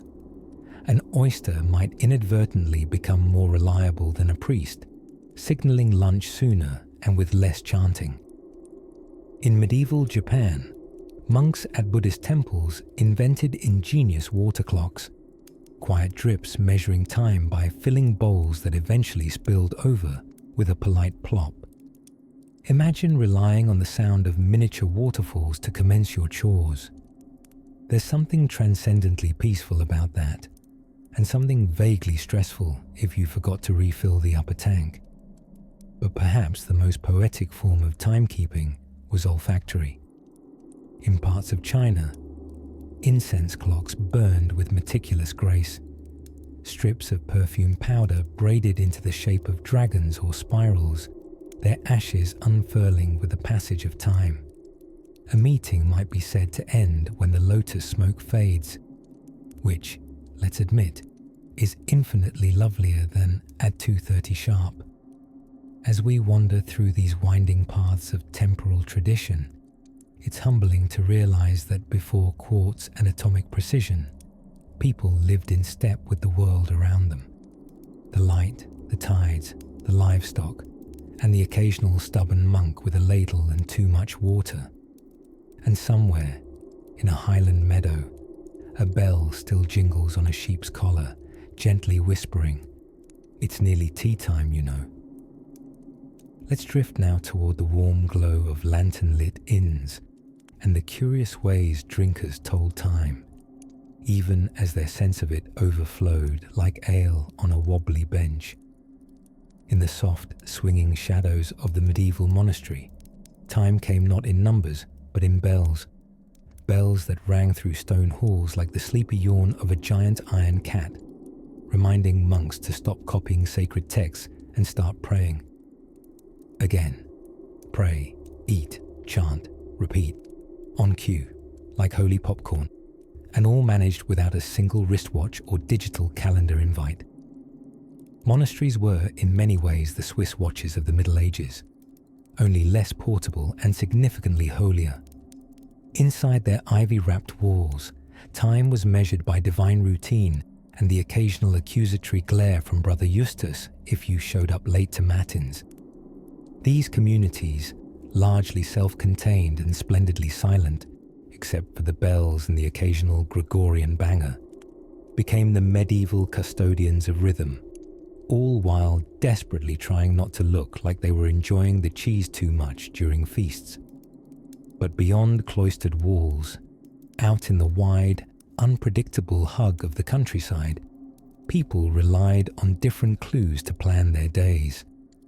If the sun cast a shadow just long enough to consider sitting down, but too short to actually do it, it was probably time to plough. If your neighbour's rooster gave a third snooty crow and the pigs were starting to gossip among themselves, you'd slept too long. Farmers looked up most days. The sky was not a metaphor, but a proper calendar. Light quality, wind direction, and whether or not your eyebrows frosted during breakfast all held secrets about what o'clock it might be. No need for seconds and minutes. Either your carrots were ready, or they weren't. And if you missed your chance to turn curdled milk into a passable hard cheese, well, better luck next moon. Speaking of moons, let us drift eastward, where in ancient China, timekeeping reached elegant new altitudes. The Chinese water clock, or clepsydra, Greek name, but you know how these things go, dripped time in the most literal sense. Built like large ceramic bucket ballets, these devices use the steady flow of water from one vessel into another to measure passing hours. Some emperors used them to track celestial alignments, others to determine when it was time to host gigantic tea parties, which, let's be honest, were probably excuses to show off new robes embroidered with dragons doing Tai Chi.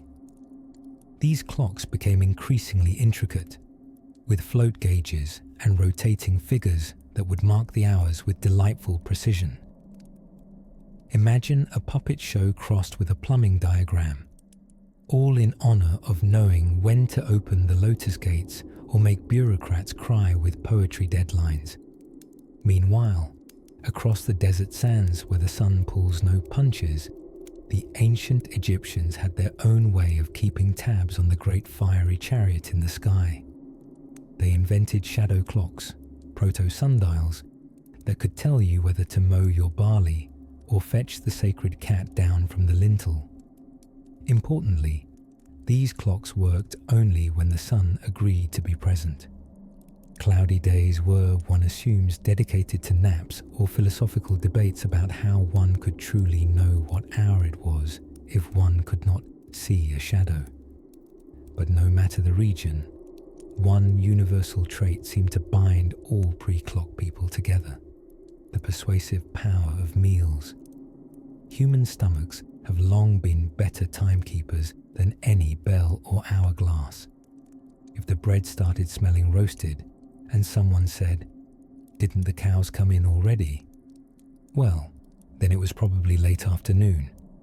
If the pot was boiling and your aunt threatened you with a turnip for coming late to stew again, definitely supper time. Still, there were moments, quaint, beautiful, and utterly impractical, when poets and philosophers would try to capture time not with devices, but with words. The Greeks spoke of kairos, the opportune moment, not measured, but felt, a time to act, to speak, to fall in love, or perhaps to admit defeat to overflowing olive oil amphorae. And somewhere, while all this was happening, a merchant in Istanbul probably squinted at the angle of the shadows on his spice jars and decided it was time for a nap, confident that business would wait. Time, after all, did not consult any one man. Let's turn the page gently now to a world where the first mechanical clocks began ticking, slowly at first, like a heartbeat learning rhythm. The monastery bell had not yet rung, but Brother Thomas was already awake, kneeling beside his straw-filled mattress and whispering prayers more out of habit than awareness. All around the abbey, other brothers stirred in near silence, their movements choreographed, not by ticking clocks, but by an ancient, symphonic sense of time. The glow behind the stained glass window, the feel of cold stone on their bare feet, the internal rhythm carried by years of repetition. As you nestle deeper into your pillow tonight, consider this. Centuries before the wristwatch or the digital alarm, monks were human timekeepers. And not just casual time noticers, no, they were meticulous. Medieval monasteries operated with a kind of spiritual precision that makes even the most enthusiastic spreadsheet user look like a dilettante. You see, each day was divided into a series of canonical hours: matins, lauds, prime, terce, sext, none, vespers, and compline. These weren't just fancy names for wake-up and snack break. They structured the entire day, each beckoned by bells, each filled with chants, prayers, and enough incense to confuse a forest of squirrels. But how did they keep these sacred appointments without a clock? Ah, dear dreamer, the answer reveals the stubborn brilliance of the medieval monk. Some abbeys employed elaborate systems, candle clocks, water clocks, or even a designated brother whose job was to track solar patterns obsessively. Imagine being the official sun guy, waking up before dawn to glare meaningfully at the horizon and mutter, "Nearly Lord's lads." In cooler climates, candle clocks were favoured. Essentially, long candles were marked with notches, each one burning for about an hour. Light the candle at prime, and by the time it fizzled to the third notch, it's terce o'clock, a cosy little bonfire of devotion. Of course, on drafty winter mornings, the method was less precise. One errant breeze and your whole schedule got vaporized. But in the grand halls of Cluny, one of the vast medieval monasteries in France, things were slightly fancier. Their bell tower housed watchmen responsible for ringing the bells at exact times. These monks were trained to listen to the wind, the birds, the rustle of trees, and somehow deduce time from nature's whispers. Either that or they were very good guessers, with very stern superiors. Over time, some monasteries even constructed mechanical bell-ringing devices, clock-like machines, whose cogs and gears clanged to life with such enthusiasm that they likely startled more than a few sleepy friars. There's at least one 14th century record of a monk being reprimanded for sleeping through sext and blaming a clogged doohickey. The prior was not amused. This monastic matrix of near constant watchfulness wasn't just about piety. It was about staying alive in a world where time dictated everything from harvesting to healing. Outside the abbey walls, villagers would look to the monastery bell to know when to break bread or till their fields. The sound rolled over valleys, bouncing gently off oat patches and smoky hearths, carrying time like music through the countryside. Oddly enough, these monks, remote, cloistered, robed in humility, were accidental fathers of modern timekeeping. Their obsession with marking prayer hours pushed innovation forward inch by candlelit inch. Without meaning to, they gave humanity a schedule, a structure, a tick in the dark night. And all the while, they just wanted to sing psalms at the right moment. So next time your phone buzzes at 3 a.m. because you forgot to switch off that recurring alarm, remember Brother Thomas. Eyes half open, calculating whether the light means terse or just a too early sunbeam, quietly ushering others into prayer, without so much as an hourglass in sight. He didn't need a watch. He had routine. He had birdsong. He had the echo inside a stone-walled chapel that knew when to hum and when to hush. And with that, as your thoughts settle like dewdrops on ancient cloisters, let us gently peer beyond the monastery gates, toward those who had to time their days not with bells, but with sky and shadow. Of all the timekeeping tools humanity has conjured up in its long-eyed gaze toward punctuality, none are quite as peculiar or as charmingly medieval as the bell ringer. These were the noble ding-dong disciples of days gone by, real living people whose full-time job was to climb tall towers, yank heavy ropes, and make townspeople feel deeply guilty about sleeping in. Long before the pocket watch nestled in waistcoats, and well before alarm clocks shattered dreams with digital stabs of morning, the bell ringer was the town's rhythmic conscience. In Europe, these ringing rogues were often church-affiliated and quite unintentionally masters of suspense. You never knew exactly when the bells would ring, but you knew they would, loudly, and probably just after you'd settled into something cozy. In small villages, the bells carefully called out the canonical hours: matins, lauds, terce, sext, none, vespers, and compline. Yes, that's 7. Yes, it was confusing. No, villagers didn't carry around papal wristwatches. Mostly, they just oriented their lives around these tolls, the same way modern folks orient theirs around a caffeine craving. Picture this. It's the 13th century, and you're a monk with a bowl cut so clean, it could double as a measuring cup. You rise in the dim blue gloom of pre-dawn because Brother Alban has yanked the rope on the belfry, summoning the monastery to matins. Time isn't a thing you read, it's something you hear. The bell itself became one of history's first broadcast devices, flinging sound across rooftops and sheep fields. Some were crisp and brass-toned, others wobbled a bit with age and bird poop, but all of them somehow became the heartbeat of the community. Bell ringers, though, were not merely human metronomes. In many towns, they were eccentrics. You see, if you entrust one person to be the arbiter of time with nothing more than a long rope and a proclivity for echo, you'll inevitably get someone who treats it like an interpretive art.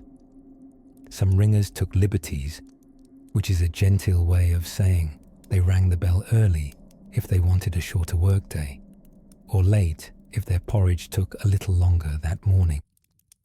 Accuracy varied by mood and weather. In some regions, the bell ringer doubled as a night watchman, wandering the streets in the dusky hours, shouting the time aloud with the enthusiasm of someone who didn't care that half the village was trying to sleep.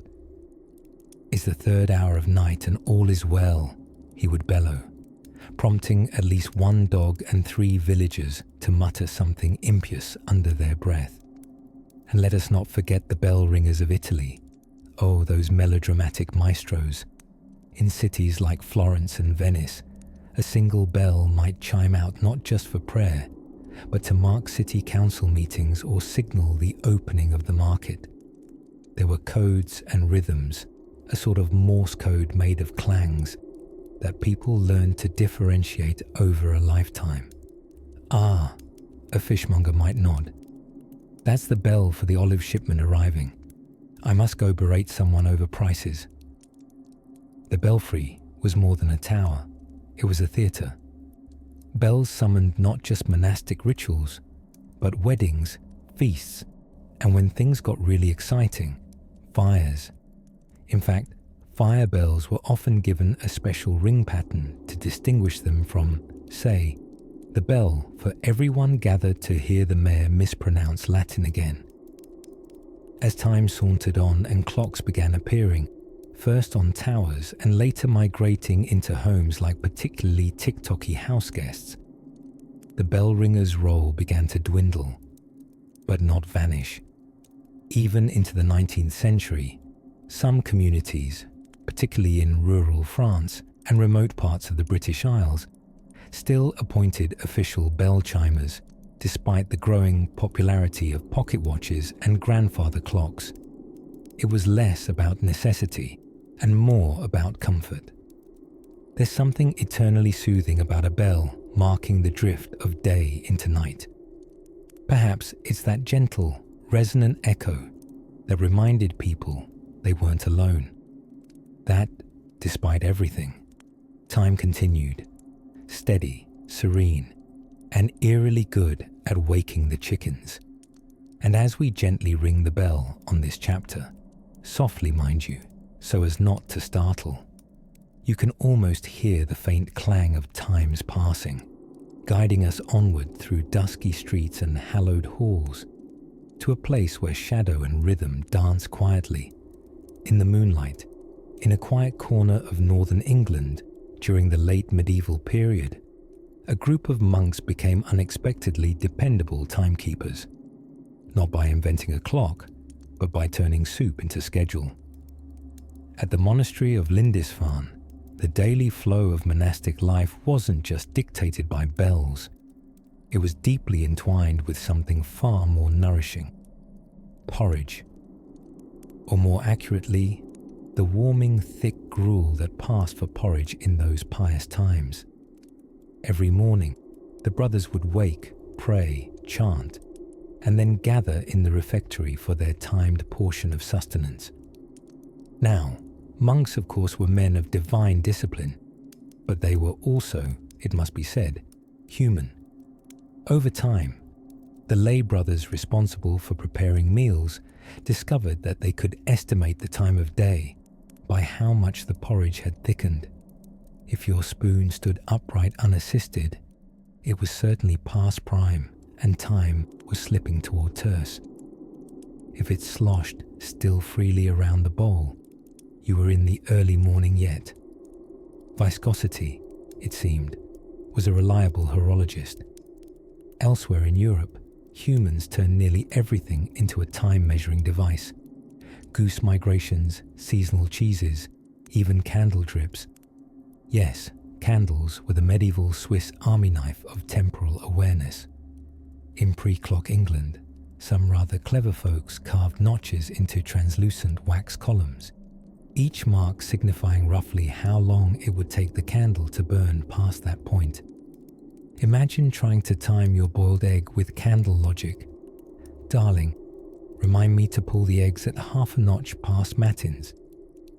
Needless to say, results varied, particularly on windy days.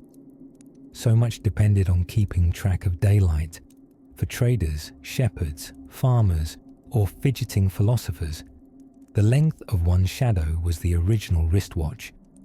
It was widely understood When your shadow grew to be 3 times your height, say around late afternoon, it was time to think about heading home, or at least pretend you'd done enough work for the day.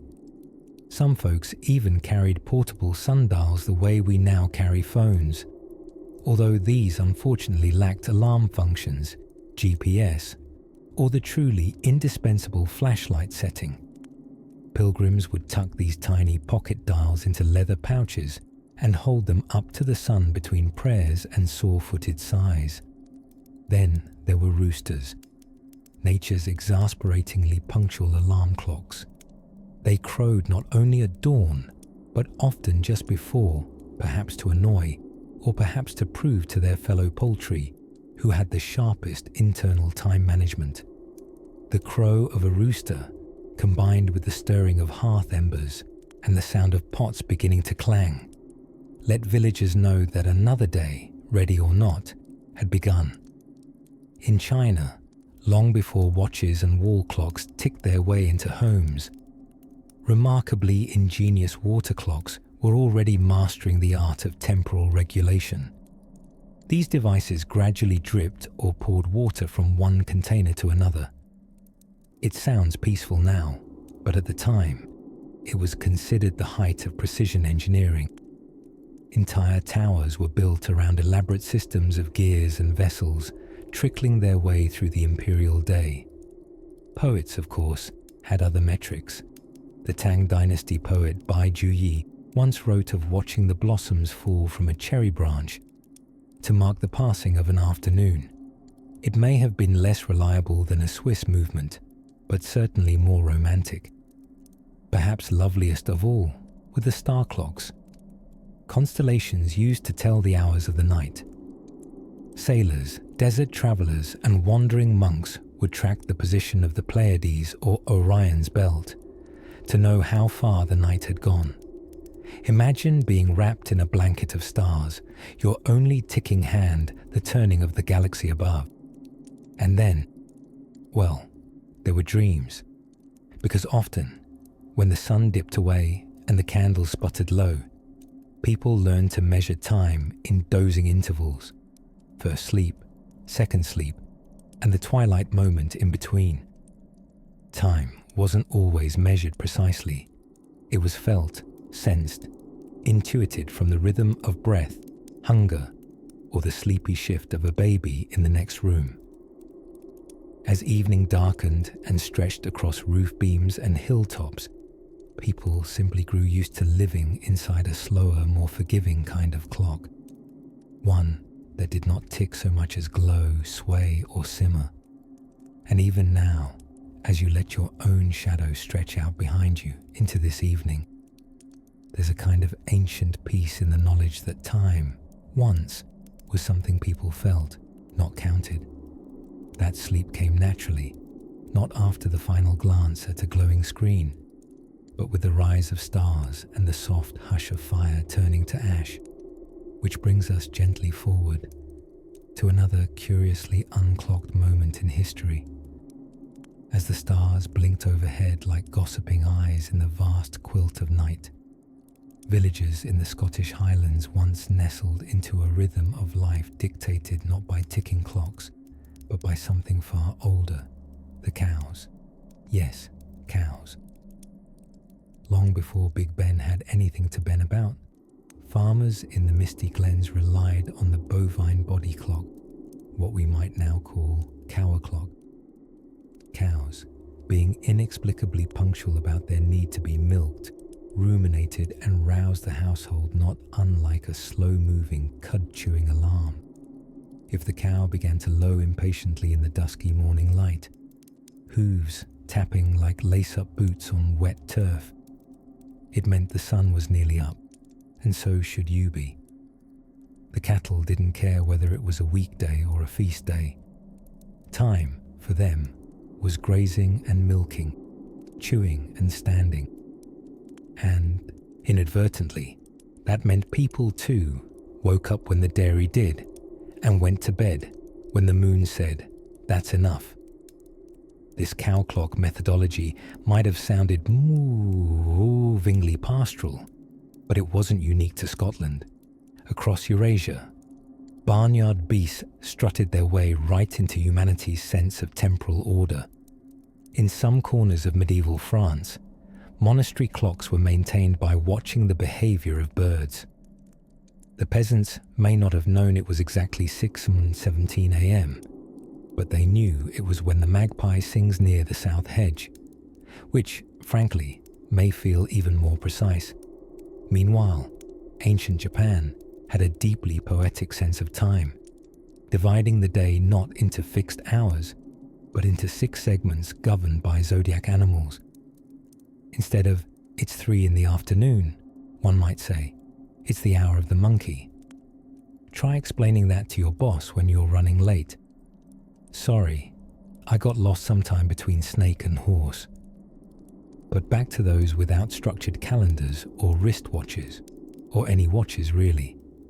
In places like sub-Saharan Africa, the timing of daily tasks was governed by environmental cues so subtle, they practically whispered rather than ticked. The angle of the sun on the inside of a mud hut, or the specific insect singing during the late afternoon, could tell a person not only when to check the cooking millet, but also whether it would rain soon. There was an entire ambient orchestra through which time passed, heard only by those who listened all their lives. Even the royal courts, which you'd expect to be precise with such matters, for kings and queens are notoriously fussy about feasts and jewels, would sometimes measure time by the length of a candle's burn. Elegant, yes. Reliable, no. If a candle was exposed to a draft or made with too much tallow, one 45-minute meeting might only last 30, leading to disastrous misunderstandings like prematurely ended poetry readings. And then there were water clocks, those charming leaky timekeepers that lost time faster than a distracted poet. The ancient Greeks used them in courtrooms to make sure no one rambled too long in their testimony. Could you imagine the fate of your life or property hinging on whether you talked faster than a dripping bowl? I'm innocent, Your Honor, but give me a deeper basin. Traders and travelers had it worse. Journeying across land without consistent timekeeping meant relying on celestial bodies, roadside inns, and the ever untrustworthy method of gut feeling. Trust your instincts, they said, but instincts can't tell you when the next caravan is leaving. Miss it, and you're bedding down beside a camel who snores in whatever time zone it pleases. Still, perhaps that was the secret. Time, in all those centuries unticked, unfolded more like a flowing stream than segmented boxes. Life was governed by light, shade, hunger, and weather, not digits on a glowing screen. People lived until their candle went out, shaped not by quarters of an hour, but limbs of a day. And maybe, just maybe, they slept a tiny bit better for it. Speaking of which, let us leave the candle flickering low, the cow sighing across the field, and drift into a gentler time altogether, where the bells have not yet begun ringing, and the stars still have stories to tell. Next, we shall find ourselves amid sailors and star charts, where time floats upon the sea like a restless dream. As the stars guided the ancients and the bells tolled their careful clang through monasteries, another player quietly emerged in humanity's sprawling game of what time is it? The mechanical timekeeper. A charmingly overcomplicated jumble of gears, weights, and misplaced optimism. Early mechanical clocks were like enthusiastic pets, mostly inaccurate, occasionally noisy, and constantly demanding attention.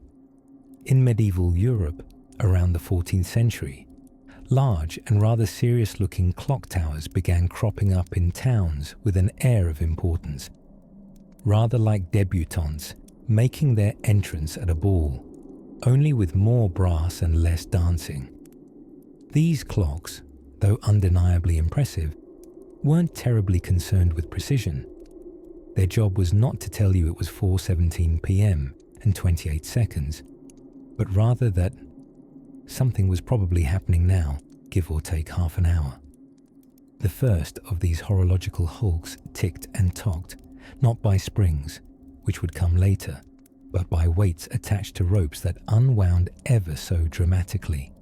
They required daily winding, and often involved a monk or town apprentice shimmying up wooden ladders in the pre-dawn chill, muttering things in Old French that would politely translate to "this blasted contraption again."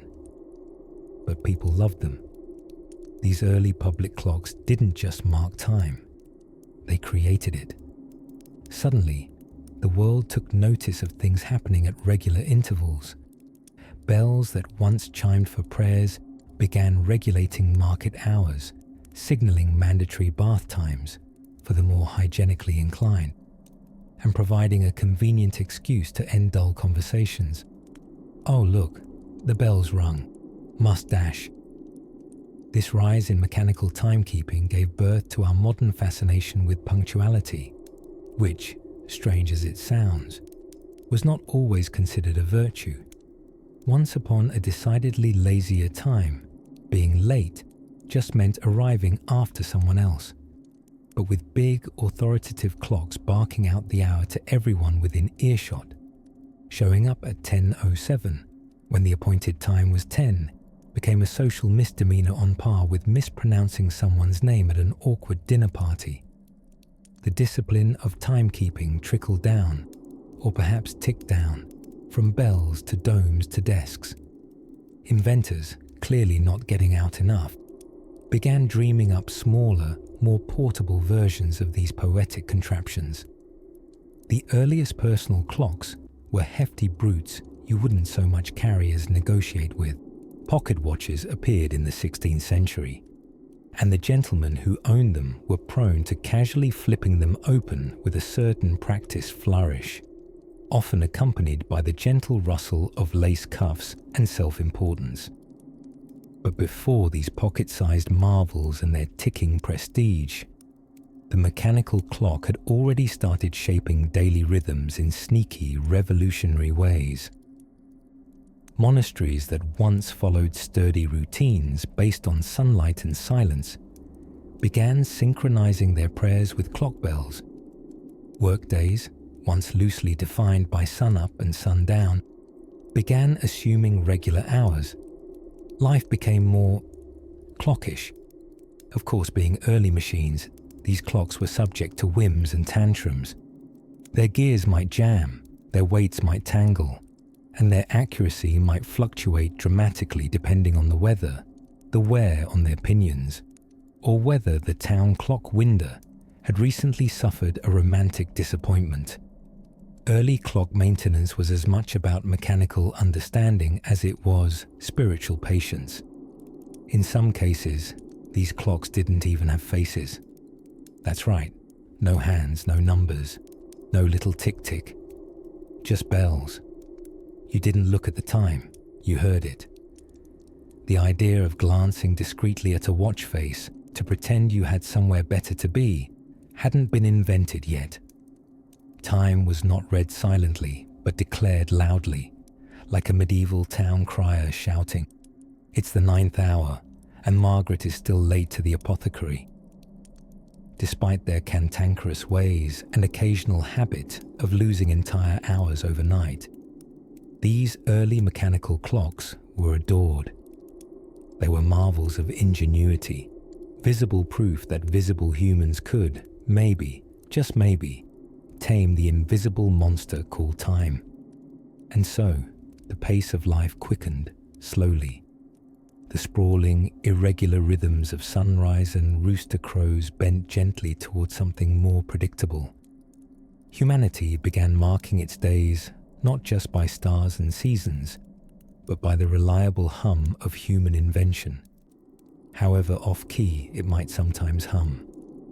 And now, as those ancient gears turn silently beneath floors of forgotten towers, waiting to be remembered, let us descend gently into the quiet hush of evening.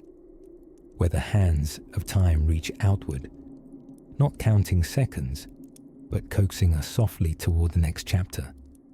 And so we drift now into the twilight of our tale, when humankind inched closer to something resembling the modern world, not with a bang, but with a bell, rung on the hour, every hour, by the slightly underpaid, always over-caffeinated town crier.